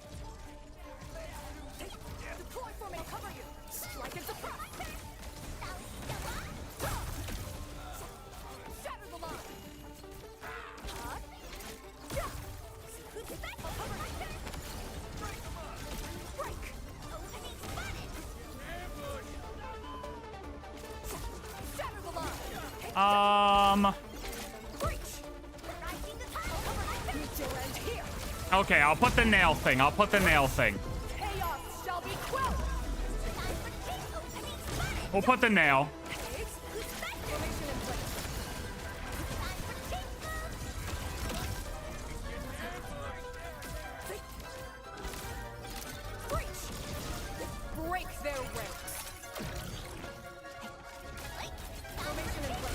I don't think they're gonna mention anything about dragons or even like moon lore.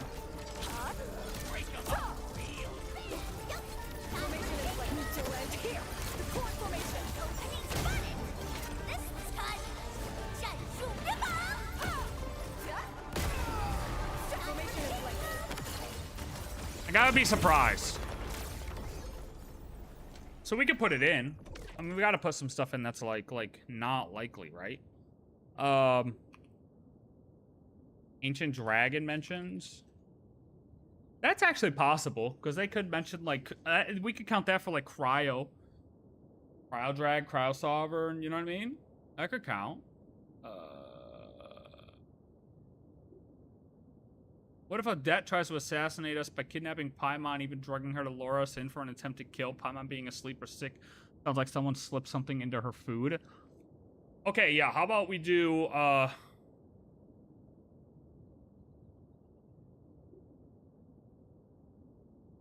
Odette tries to kill us.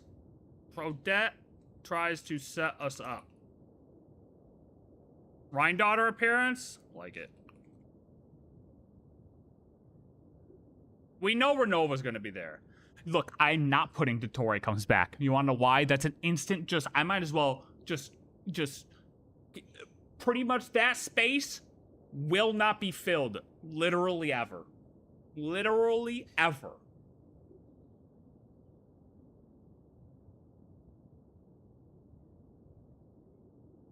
Dottore is never coming back.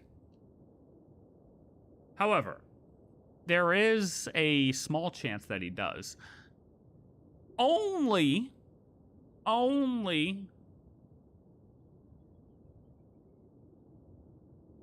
because when we fix the writing of the world and the way the world works, some form of him may still exist.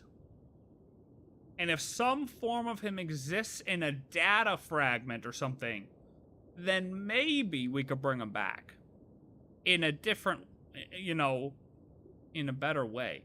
But it's certainly not happening in Snezhnaya, okay? If Dottore comes back, he's going to come back after the Genshin storyline concludes and they just want to give us some cool characters. Paimon drinks Odette's Kool-Aid. Twin appearance? Oh yeah, sibling appearance? I could...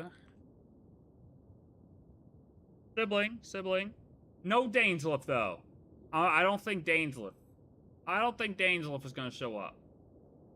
I want a Dottore in my room. Well, you can have that for the small price of $40 a night. You just got to find the right city. I'm sure a guy will be willing to call himself whatever you want. Don't ask me how I know the price.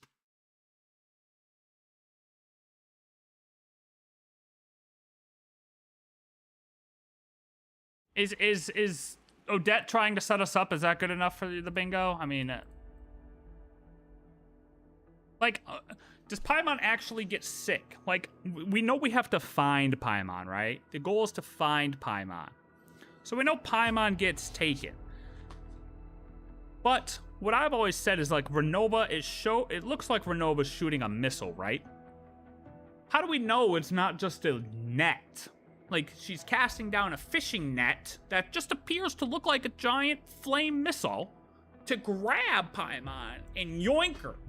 Maybe that's the actual kidnapping.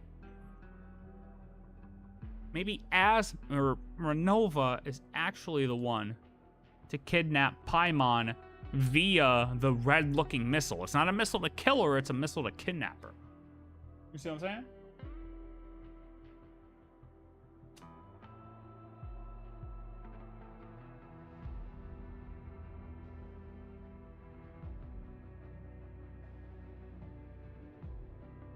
What about people shocked that we damaged a shade?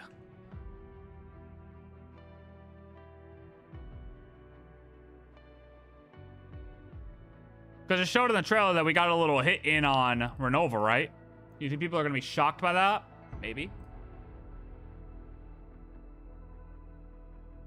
All right, let's really analyze. Where do we think the story is going to go? Okay. And then where do we think the stories, how are they going to set us up for the rest of it? Right, the rest of Snezhnaya. Like, let's actually analyze. So we know Renova's coming in. We know they got to set up Renova as kind of the bad guy, right? That's what it kind of appears to be doing, okay?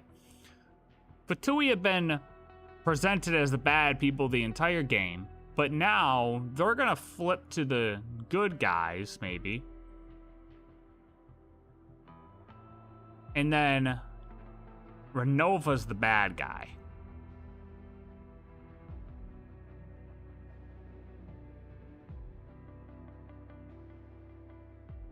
We join the Fatui.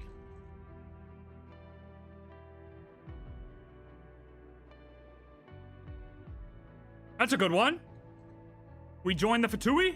Why the fuck is it? Okay, that's 2 words. That looks crazy as 1 word, though, doesn't it? The Fatui? Like, with it being 1 word, that looks disgusting.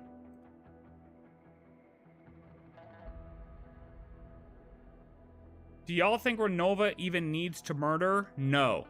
That's my point. That's why I don't think it's a missile. I don't think it's a missile to try to kill her. There's no point in that. She doesn't even gain anything from killing Paimon. Like, that's... I don't think... We hear the voice of Phanes? No.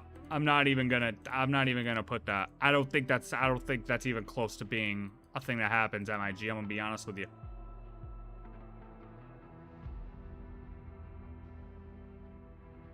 I think Renova isn't going for a kill, but rather to get some reaction out of us. No shot Renova couldn't kill Paimon if she really wanted to. Yeah, exactly. I don't think Renova is just evil for no reason. She's a ruler of death. So you would think that she would have a reason for trying to kill / snatch Paimon. Right.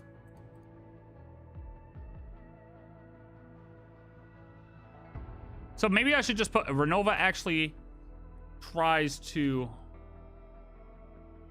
kill Paimon. Ugh. Like, I don't see, like, I'm on edge about this one because, like, see, I want ones that I'm like, this could be it, but I don't think it's it. Compared to, like, you saying we hear the voice of Phanes, like, I don't even think it could be. Like, I don't even think that could be something that happens.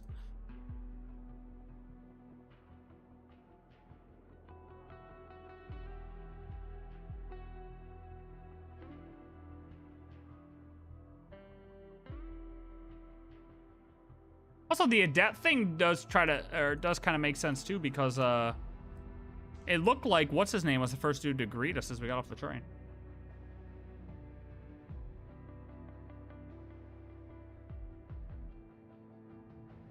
What about the Shadow Realm? Anything in the Shadow Realm? Shadow Realm, Shadow Realm, Shadow Realm, Shadow Realm. Like, they'll tell us about the Shadow Realm. I could say, like, try to get, or we get, like, stuck in the Shadow Realm. But I don't think that'll be something that happens either.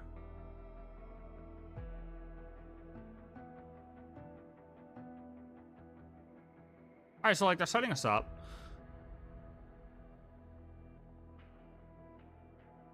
Shade is kind of... Renova appears to be some of the bad guy. Now, I think eventually what's going to happen, if you want my honest opinion, is that we're going to... It's going to come across as, like, Renova isn't actually the bad guy. Renova's going to...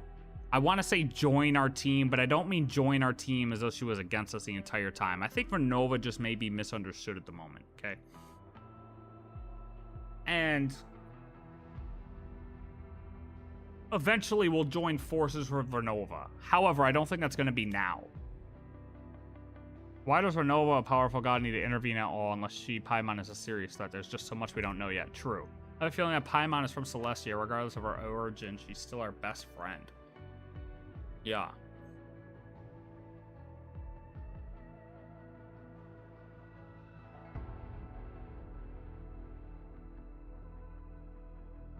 I'm trying to think of how we could put, like, a Paimon thing on the bingo. Like, Paimon's sus is just way too generic. Because we can mark that off right now. So we need to think of something that, like, would happen. How about Traveler questions Paimon, like, origin or lore directly? Like, through some way we get some type of dialogue option that has the Traveler questioning Paimon, because we never have the Traveler questioning Paimon.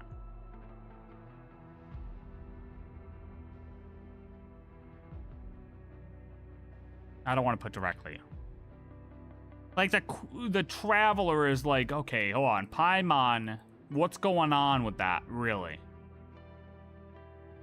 Renova turns out to be an ally.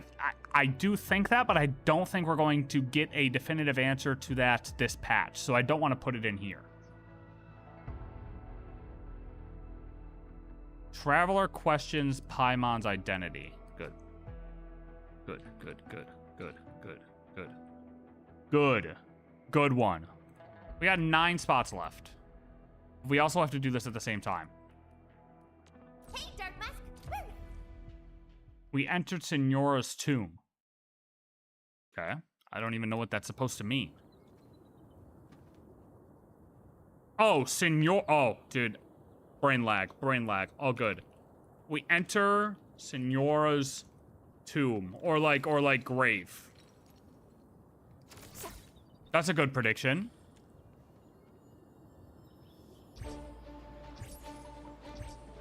I like that one, MIG.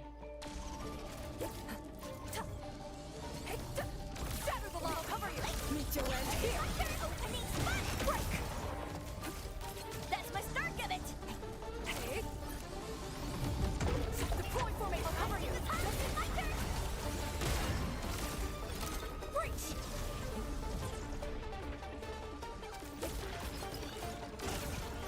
Break.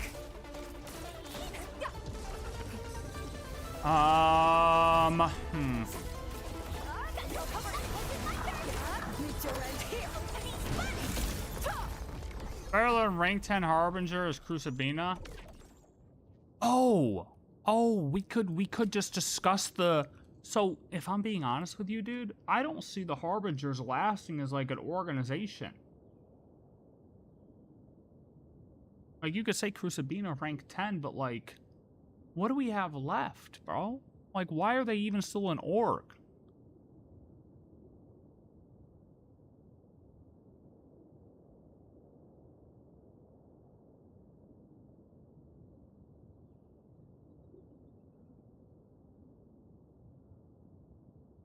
Traveler gets captured by the Fatui? What?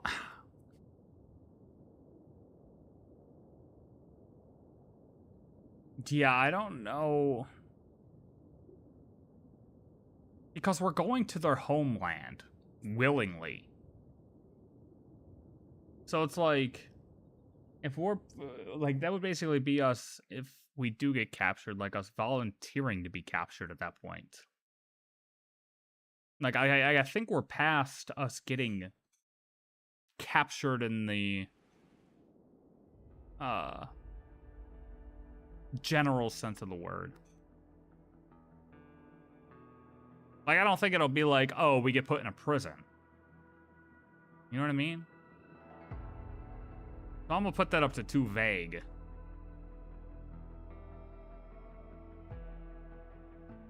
What if who has no memory?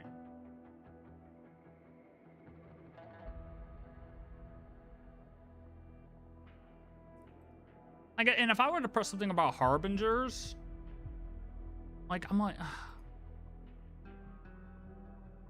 it'd be more like a, Harbinger organization is failing. Or a Harbinger organization is dissolving. Like, that's how I honestly feel. And it may be completely wrong, but you know what? That's how I honestly feel.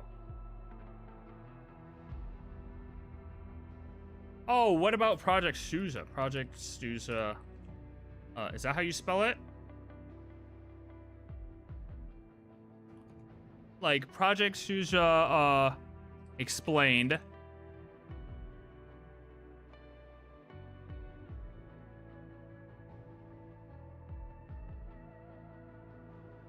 Yeah, what about, like, goal? Like, true goal of getting the 7 Gnosis. Like, we actually don't have this yet. We don't have this yet. That could be something they give us. That's actually something that could be in a 0.0 as like a quick little tidbit. It might not give us all the information, but they could give us, you know, a little bit.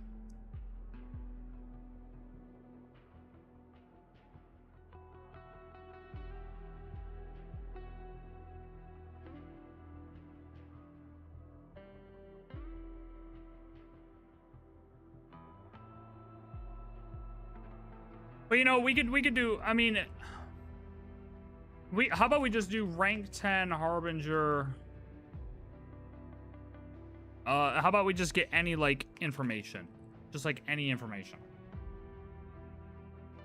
We could do, because this is what I honestly believe, but we could, maybe we get something about what rank 10 is. Hey, Dark Mask, where are you off to? Which means we have 4 spots left. 4 spots left.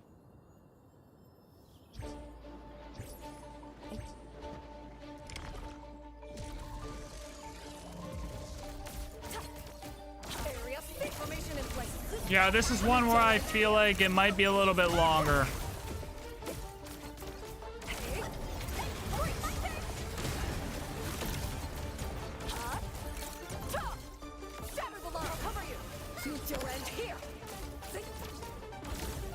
Why is it taking so long to kill this guy? Oh, the Billard Star died. So in Odette's trailer, right, they have us following the moth.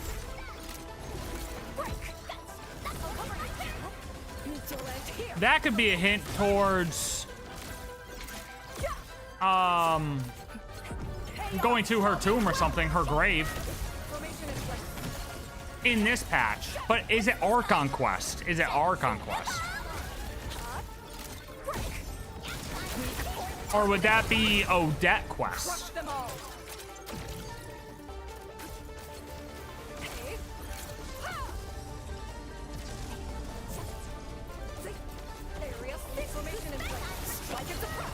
Yeah, of course this guy had to run the other way. Playable or main character dies? That literally never happens.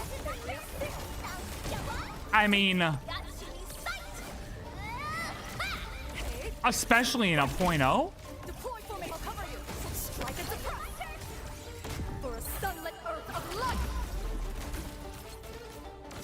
In a 0.0?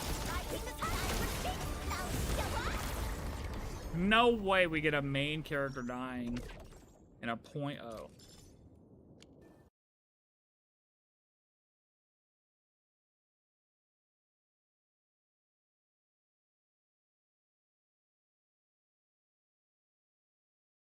We could put we could generalize Belisar a little bit too. We don't have to put how we die, but we could do like Belisar. You know what? Fuck it. Death info.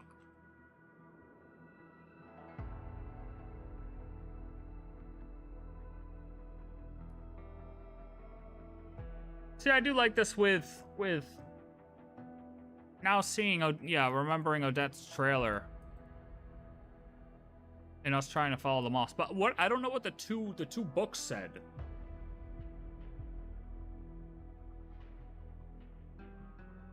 I don't know what that means. But she's like jumping through the lasers to finally get to like that book that is like almost her book or something. I don't even know. I don't know what Odette's actually trying to get to there. It just holds the like symbolism of that. You like it? It's pretty good, right?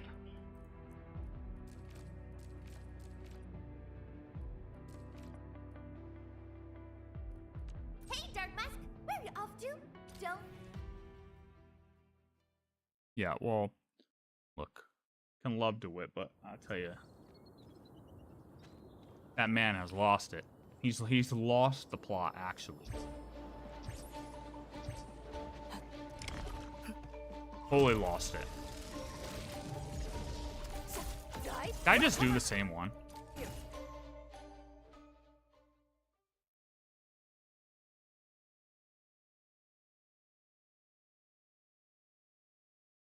Yeah, I don't know. Now that we're out of Nod Cry, I don't know how they're gonna do it. I don't know, that was a different one. Yeah, now that we're out of Nod Cry, I don't know how they're gonna do it with the character stories. Like, for all the Nod Cry characters, they did tie it in, but they said that they were going to do that on purpose. Like, all the character stories for the Nod Cry characters are going to be part of the Archon Quest, and they weren't going to have their own stories. The only characters we got character stories for were for like Durin and Nicole. Non-Nana Cry characters. So the fact that Odette's a character, they didn't say that they were going to tie those into the Archon Quest, like they deliberately said they were going to do it for Nod Cry, so I don't know.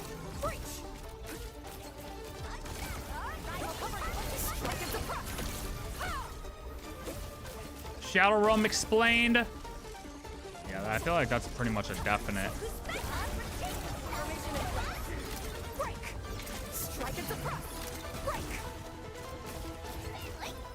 How can we be a little bit less like a guaranteed free spot with that? Shadow Realm. Here I command the ebb and flow.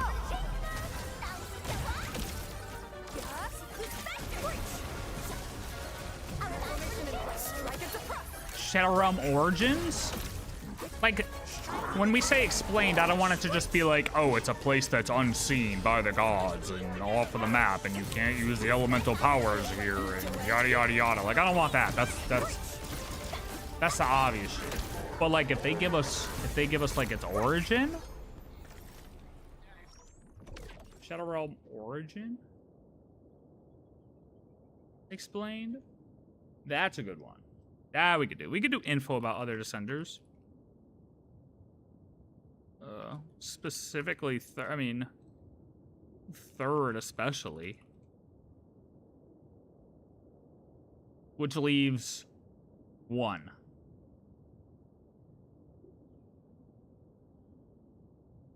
Which leaves a single spot.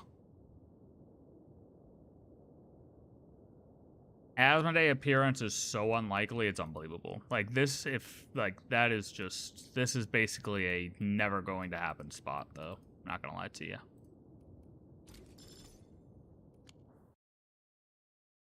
Oh crap, we're within the hour, so people gotta pay attention. We gotta pay attention now, actually, hold on. Oh, we are within the hour.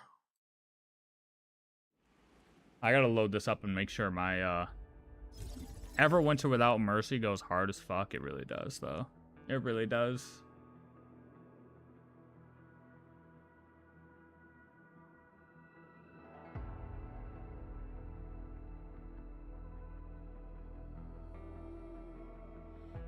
I gotta make sure this part's updated. Oh, hold on. Quick little 3 gigger. 3 gig update.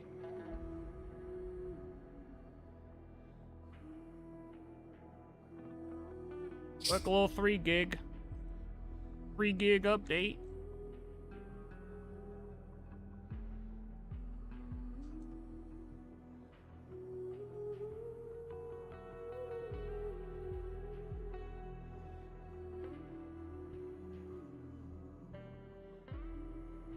We need one more.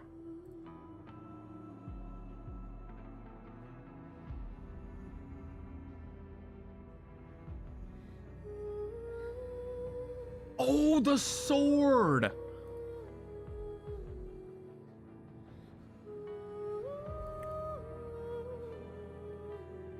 Three shades in one patch is crazy. It would be crazy, wouldn't it? Axe of Fanes. Like, we know we're getting lore about that, but like... What would be... Okay, we know for a fact we're gonna learn about it, right? But what would be something that's kind of likely for it to do... Alright, double, like, music is crazy.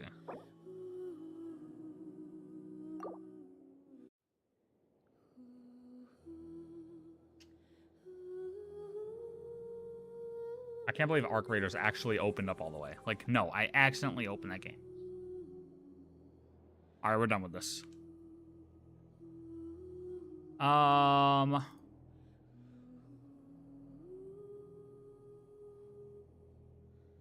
Other Archons getting involved?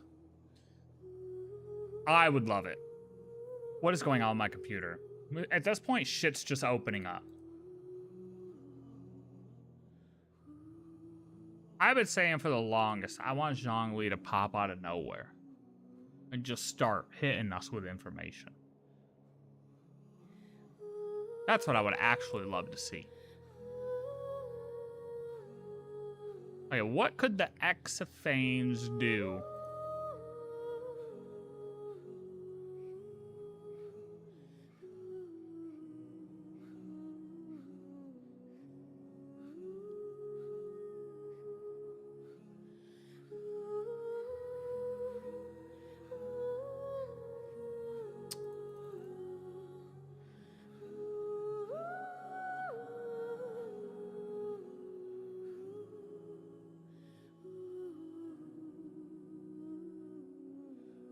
Exophanes OG sword dual wield?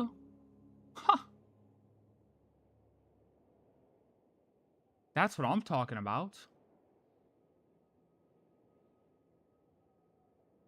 The sword is ties to being forged in Connery or was blessed by the heavenly principle. Blessed by the heavenly principles?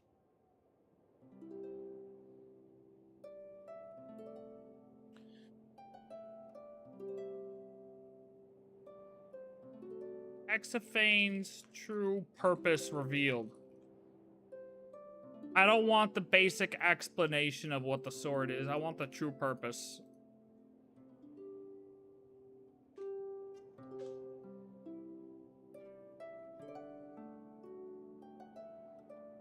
Yeah, way too. I would say too early for that reveal. I want to say we will learn the deal Senora made with Zhongli on Saritsa's behalf. Probably still too early for that reveal. Yes. Although maybe not. That might be a good point. Oh, bit to throw in there. Maybe.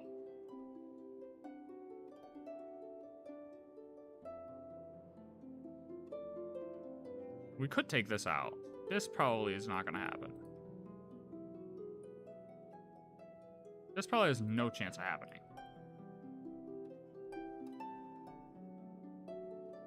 Then again...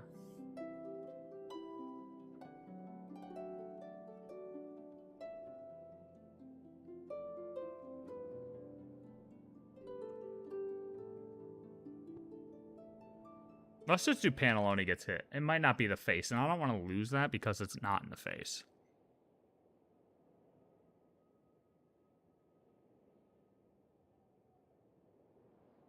Zhongli deal info.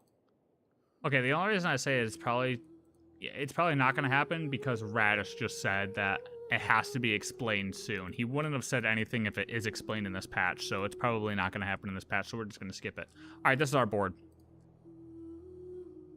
This is our board. Genshin 7.0 Archon Quest. That's our board.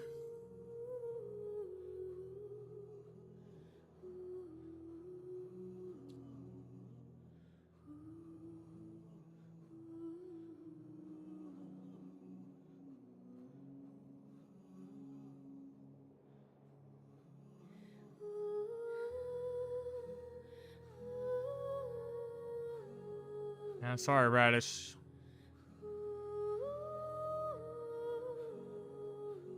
I hope so.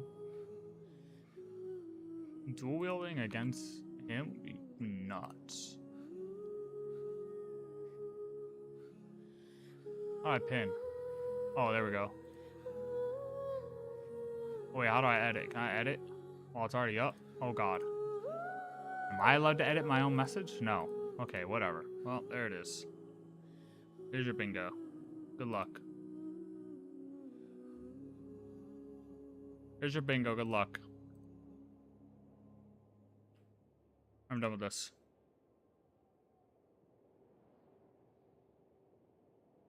Okay, no. This is not happening. Why is this even open?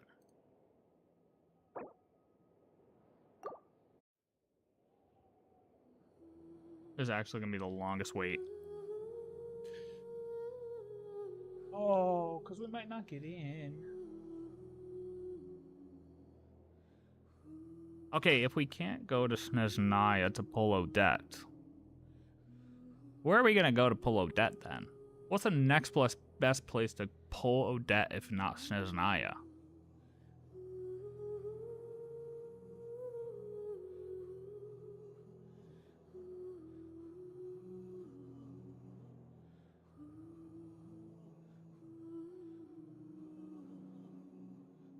do we think?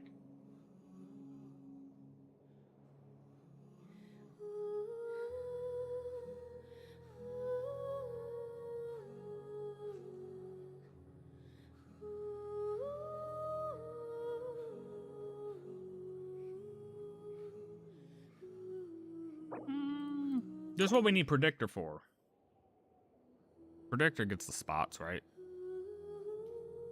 I guess I should have left Dark Knights open, huh? I'm getting ahead of myself. We might actually be waiting another 50 minutes. I really don't want to wait another 50 minutes, but we might be waiting another 50 minutes.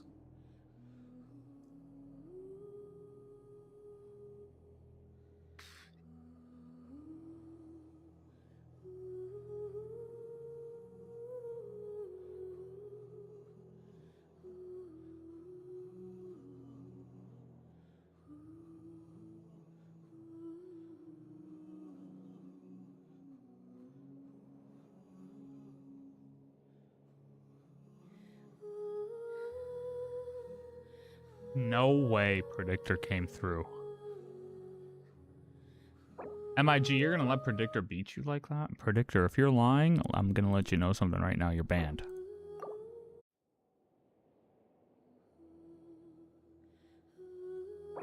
Yeah, Predictor, you're gone. Radish. Radish, get him out. Radish, get him out of here. Perma. Honestly, perma him. Perma Predictor. He's spoken his last prediction. Wish on the moon? Alright, bet. You know what? I feel like we just had a lot of Koitar conversations. What if we just go to Amsvartnir? Thoughts?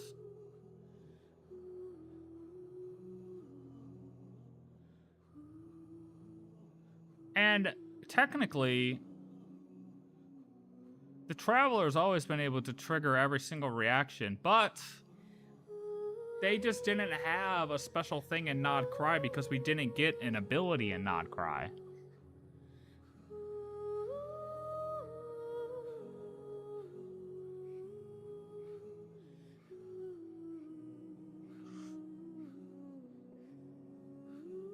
Ma, I'll tell you this. It's probably going to take me a bit longer than you.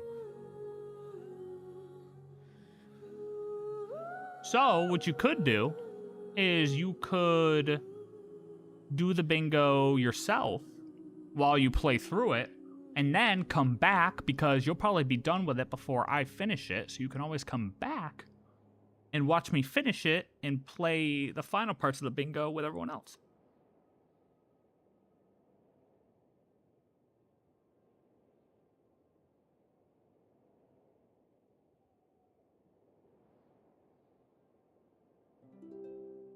America, not Asia. Correct. That is right. America is not Asia. Good job. That is first grade geography right there, ladies and gentlemen. If it takes you 3 hours for the quest, takes me 12. You multiply by 4. Well, that's not true. Maybe multiply by 1.4. Yeah, it's 48 minutes. That's the official.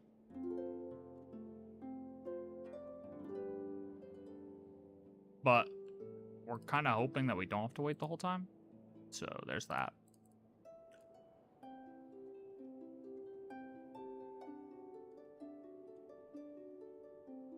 I should have the time, right?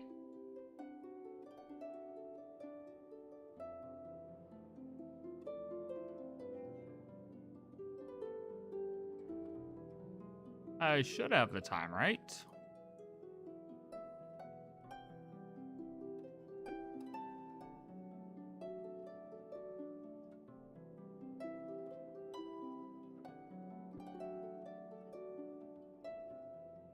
Match my speed of progression? How long is this quest? That's the real question.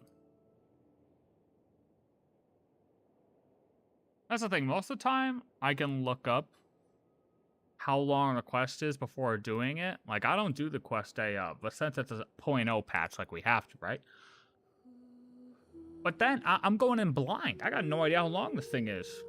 The quest could be 8 hours straight playthrough, no commentary, and that's a 12-hour quest, easy.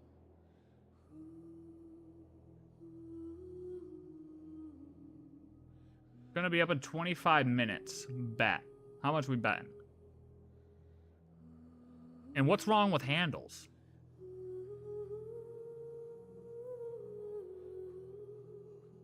I'm hoping her boss mats are available off rip. That would be cool.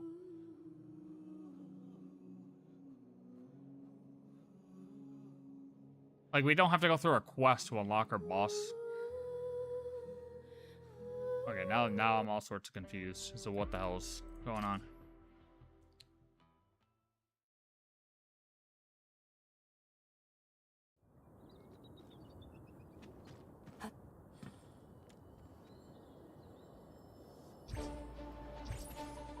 I do think it's good we're getting Cryo Traveler like off rip too. You don't have to wait for it.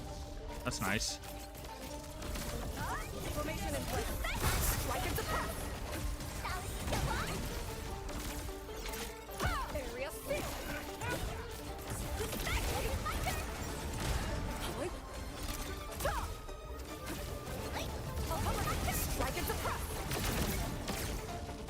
Get him, Arcane.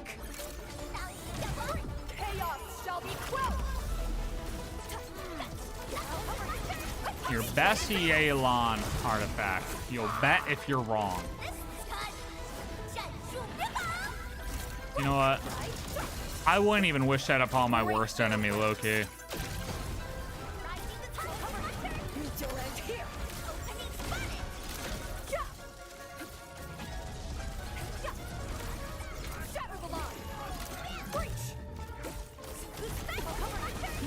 Just your best artifact for any character, like, nah, dude.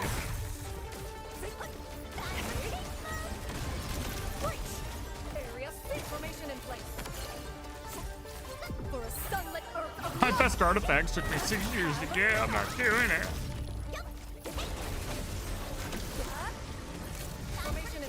It's up for real? Radish, I swear to God, if you're trolling me.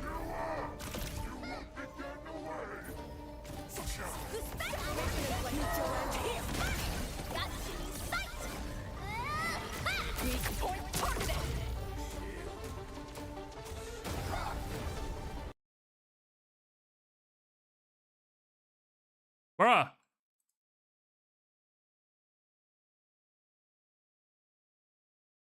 Did I alt F4 Genshin too? Oh my God, rip.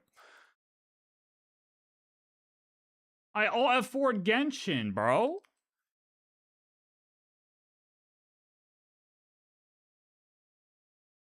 Wait, where?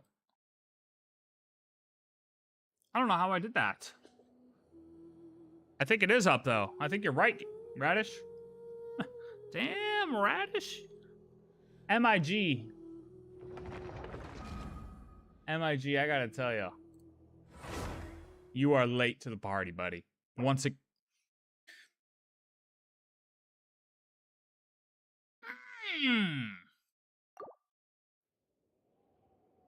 41,000 viewers on the Genshin category? Who the hell is playing?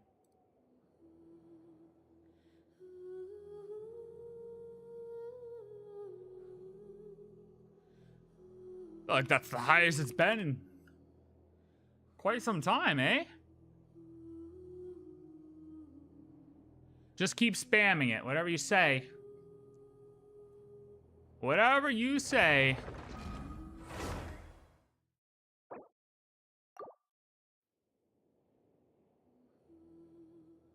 Doro's doing a 24-hour too? Guy stole my idea.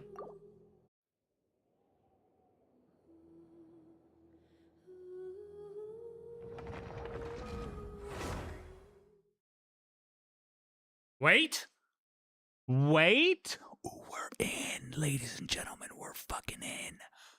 Let's go.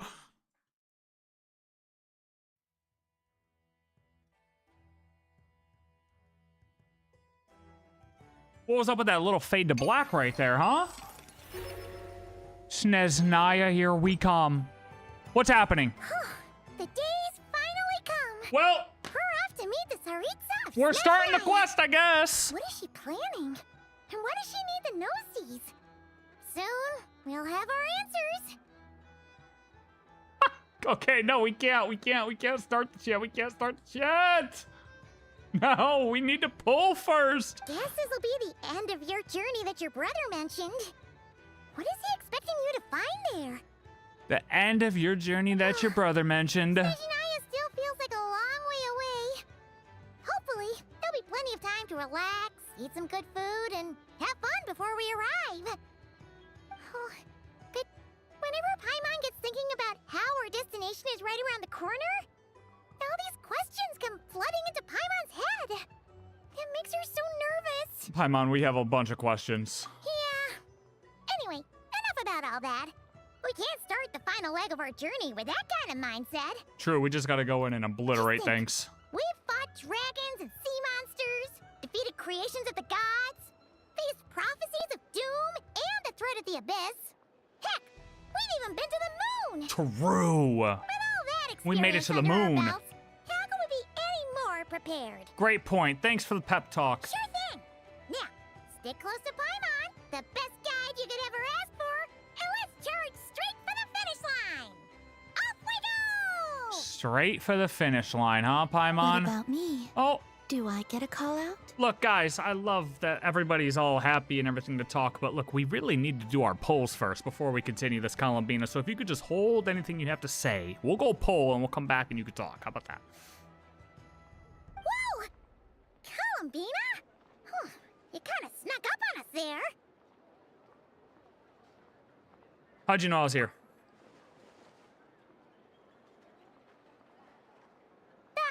Don't look at Paimon!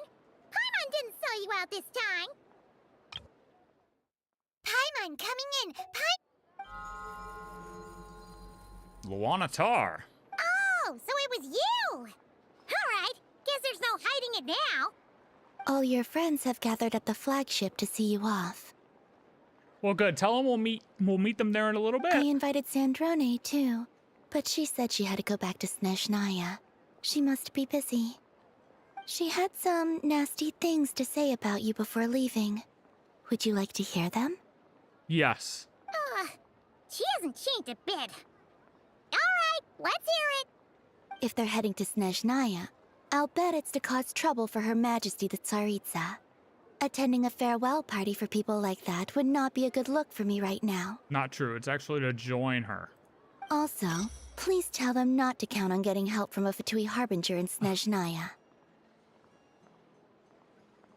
You know what? She can say she can say that if she wants to, Columbina. We all know she's gonna help us, okay? Our time working together was not terrible, precisely, but we're on different sides. So when you get there, don't do anything to make life difficult for both of us. Uh-huh. Well, that definitely sounds on brand for her. The attitude, the reasoning. Alright, we'll do our best to keep our distance then. No, you've misunderstood. I think she means that she'd like you to go see her. Yeah, I think the same thing, Columbina, to be honest. As long as you don't make things difficult for both of Radish. you, you'll be fine. Huh. You really have to read between the lines with Sandrone. Go on, get to the flagship. Everyone should be there by now. I told Lauma that you once treated me to a truly unforgettable meal. Today, I want to return the favor. It's my gift to you. Thank you, Columbina. It's definitely nice to be treated, but hopefully by this point, you know that you don't owe us any favors. Yeah, friends don't keep score. The moon of Nodcry will always give you a warm welcome. You're more than that. Time flies when you're having fun, enjoying delicious food with friends and reminiscing about past adventures. Oh, it auto brought us to the tavern as well. Oh my god, I'm stuck in this. I'm stuck in this. After a lovely meal filled with laughter and warmth, it's time to start the next chapter of your journey. Can we pause, maybe? Don't bring me to Snezhnaya. Do not do that game. There's no way they're gonna... Yo, can I pull? Wow! Pure white as far as the eye can see. It's so pretty. Come on. That's our first look, but I would like to pull.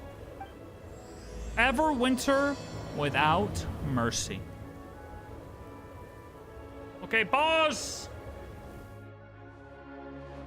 You know what?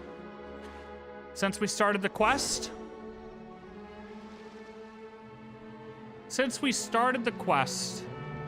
and we're at the tip of Snezhnaya, what better place to... Come on, let's go.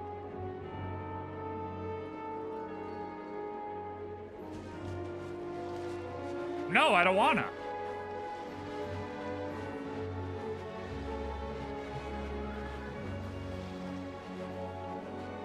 Wait, am I locked in this?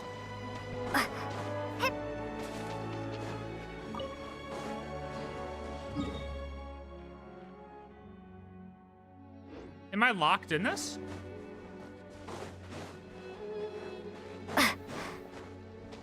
No.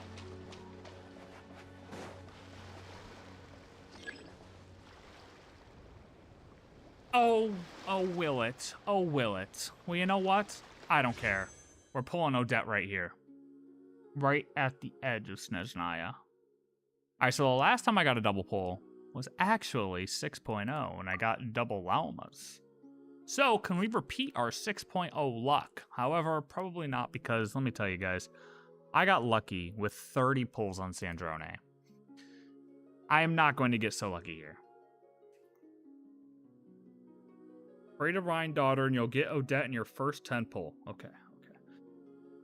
Dear Miss Rhine Daughter, I'm asking you, as the greatest sinner of all time, the one to conquer a shade, a true god amongst mortal men and women, that you bless my pulls and give me Odette within the first 10. Amen. That's pretty good. That's pretty good.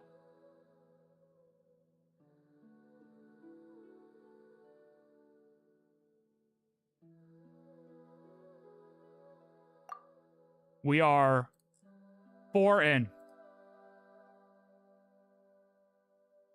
14. If that would have gone yellow, man, I would have lost it. I would have lost it, not gonna lie to you. That would have been crazy.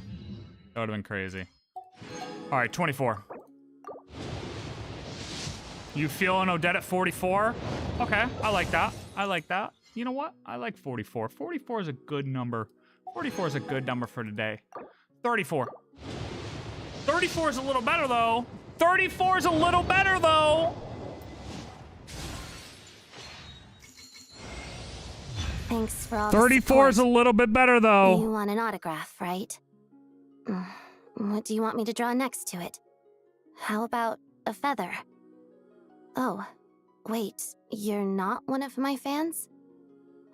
I'm your fan now. Understood. Let me start from the top then. I'm Odette, a ballerina with the Korylevsky troupe. Well, thanks for all the support anyway. I love it. Okay, that was only, hold on, but like, we got another 8 right here. Hold on a minute. Imagine my 0.0 luck is that insane. Like, if I actually get another double pull here on my 0.0 pulls, no way, nah. No way. That's winning 2 50/50s back-to-back in under 30 pulls, bro.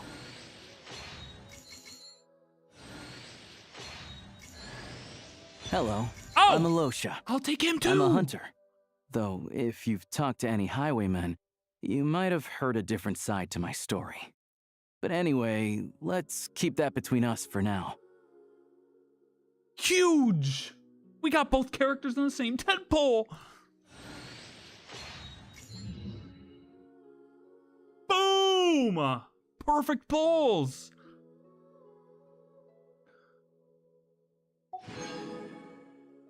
Perfect pulls. We did support the killing of Senora. Honestly, I'm still fine with her being dead. It is what it is. You know, she came through.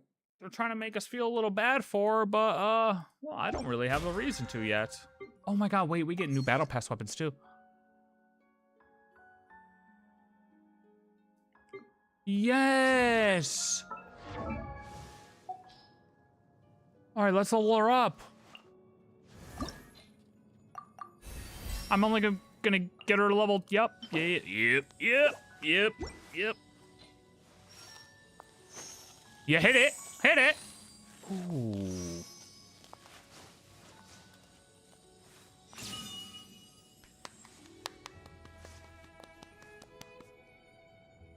Very good. Okay, we need to... Let's try her, Oh, we didn't even get our extras. Boom. For her, let's do her, trial. Okay, that's the main quest. Okay, that's exploration. What's All this? geared up. Oh, this is just for the free him? Or is this a...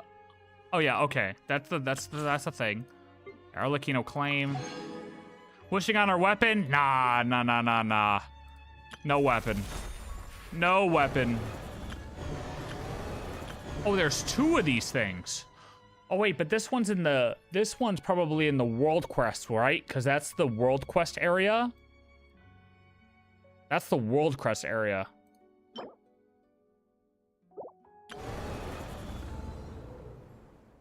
That looks like interesting. You got Chi-Chi. Ooh. Hey, look, Chi-Chi got a buff. She's good now. Almost died for saying that. See what happens? They almost got me. They almost got me right there. Okay. Okay. Let's try it. Let's do a trial. Yeah, it's out for everyone. Hop on in.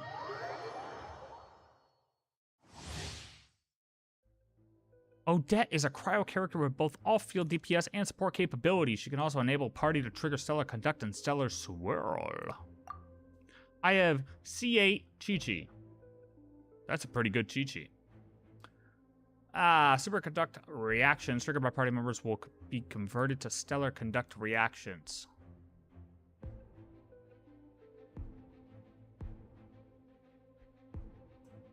When opponents within the field are hit by cryo or electro, the field will store dissipating elemental energies and then completely release them for every 3 seconds.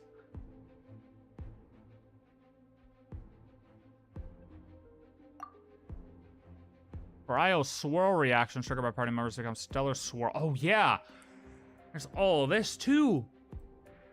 Triggering Stellar Swirl multiple times can raise the level of Stellar Vortex. Yo, Radish! Yo. We will play the Archon Quest in a moment. First, we need to do some character stuff. That is the first part of what we're doing here. Elemental skill will be replaced with an even more powerful elemental skill, Stellar Glimmer. Okay, I need a team for her.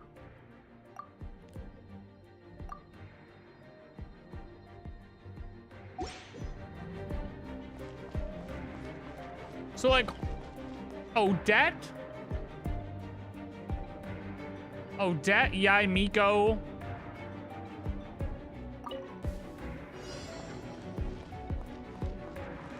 Together. Come a little closer.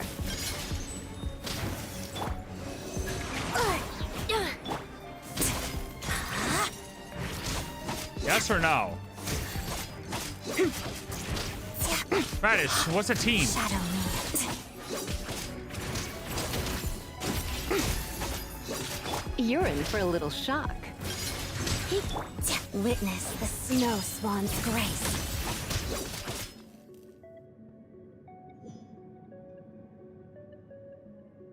Mizuki gotta be broken. I was down, but then I realized I don't have Mizuki. Oh, I have a Mizuki, alright.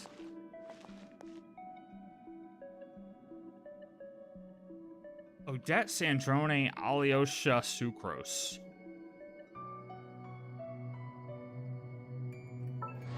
But like,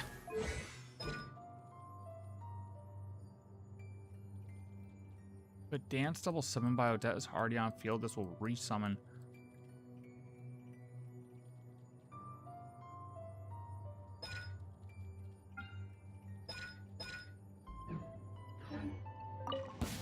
Yeah. Let's begin. One down. It's dog eat dog. Take a break. Yeah.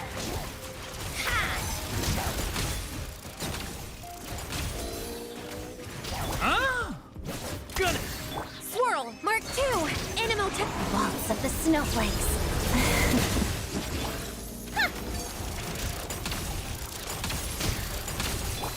Shigori, fetch! What a joke!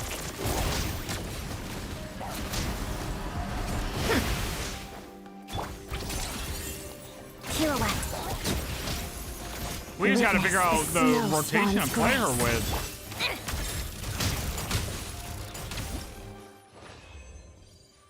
Just aim and shoot, bro.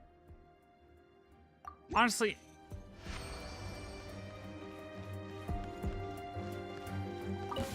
Yeah.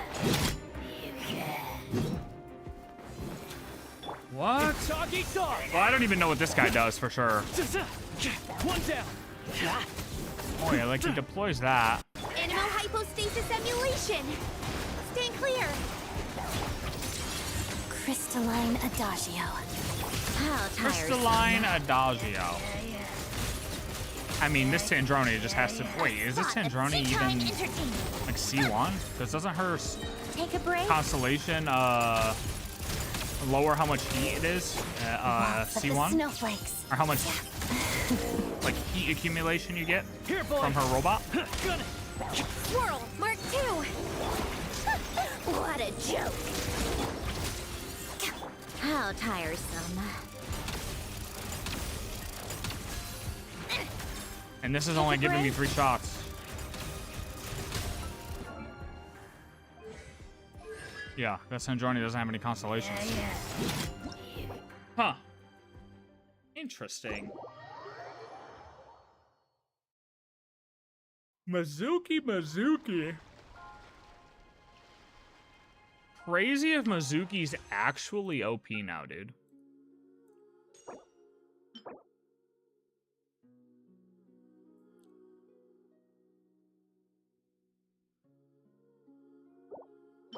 Damn, though, that's a lot of Stellar Glimmer stuff, man.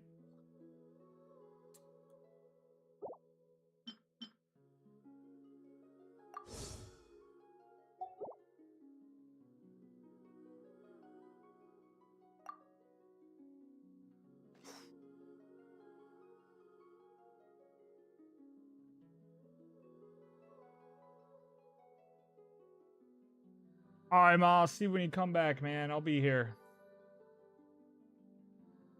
What do you think? One weapon pull never hurt nobody. One little quick 10 pull on a weapon never hurt nobody. Right?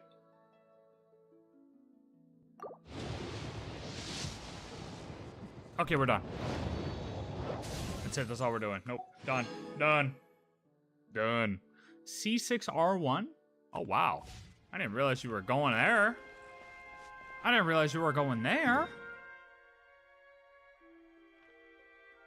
Okay.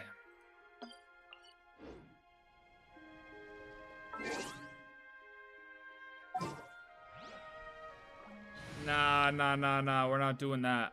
Because I don't normally pull weapons like that. Ooh, the background for Snezhnaya looks sick. Oh, the character selection screen looks sick.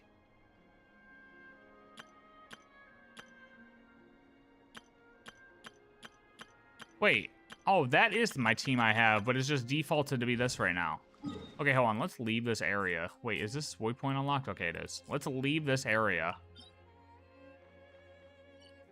I did see a video that told me to log out over here, and I just want to see what the total, like, view looks like from all the way up here before we head all the way over to Snezhnaya.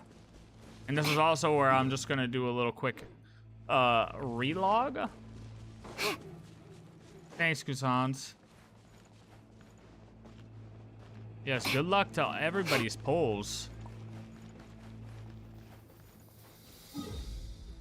Where is it? It's like up here somewhere, right? You can get like a full view of everything. Or is it over here? Come on, keep up. The moon line? I don't know where the fuck that's at. I can just run up there. Yeah. Who needs a moon line when you can run?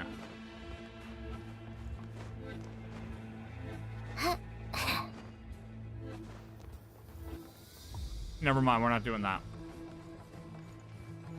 That's actually where I said I was gonna pull, but we didn't need to do that. We just got to pull wherever we were at. Okay, so hold on. I want to switch this team, though, to be... Can I just switch? Like, what is my... I don't even know what my Mizuki has. Like, I don't even have artifacts on her right now.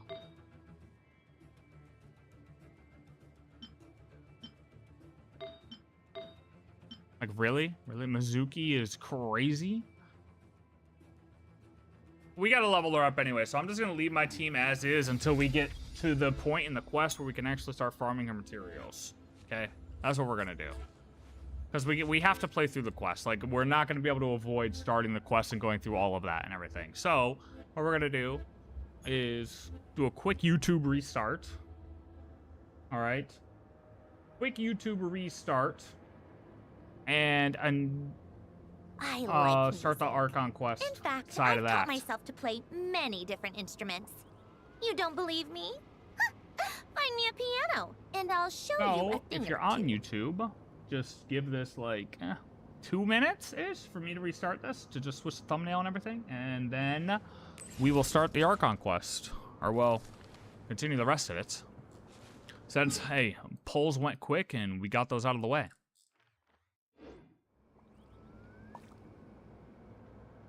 I do like Flynn's, but Odette is really good. What should I do? Pull Odette. Easy. Easy. If you're picking between Flynn's and Odette, pick Odette. Why? Because the new reactions are going to be better than the last patch reactions. It is what it is. Okay, YouTube, hang in there. Hang in tight. We'll be right back.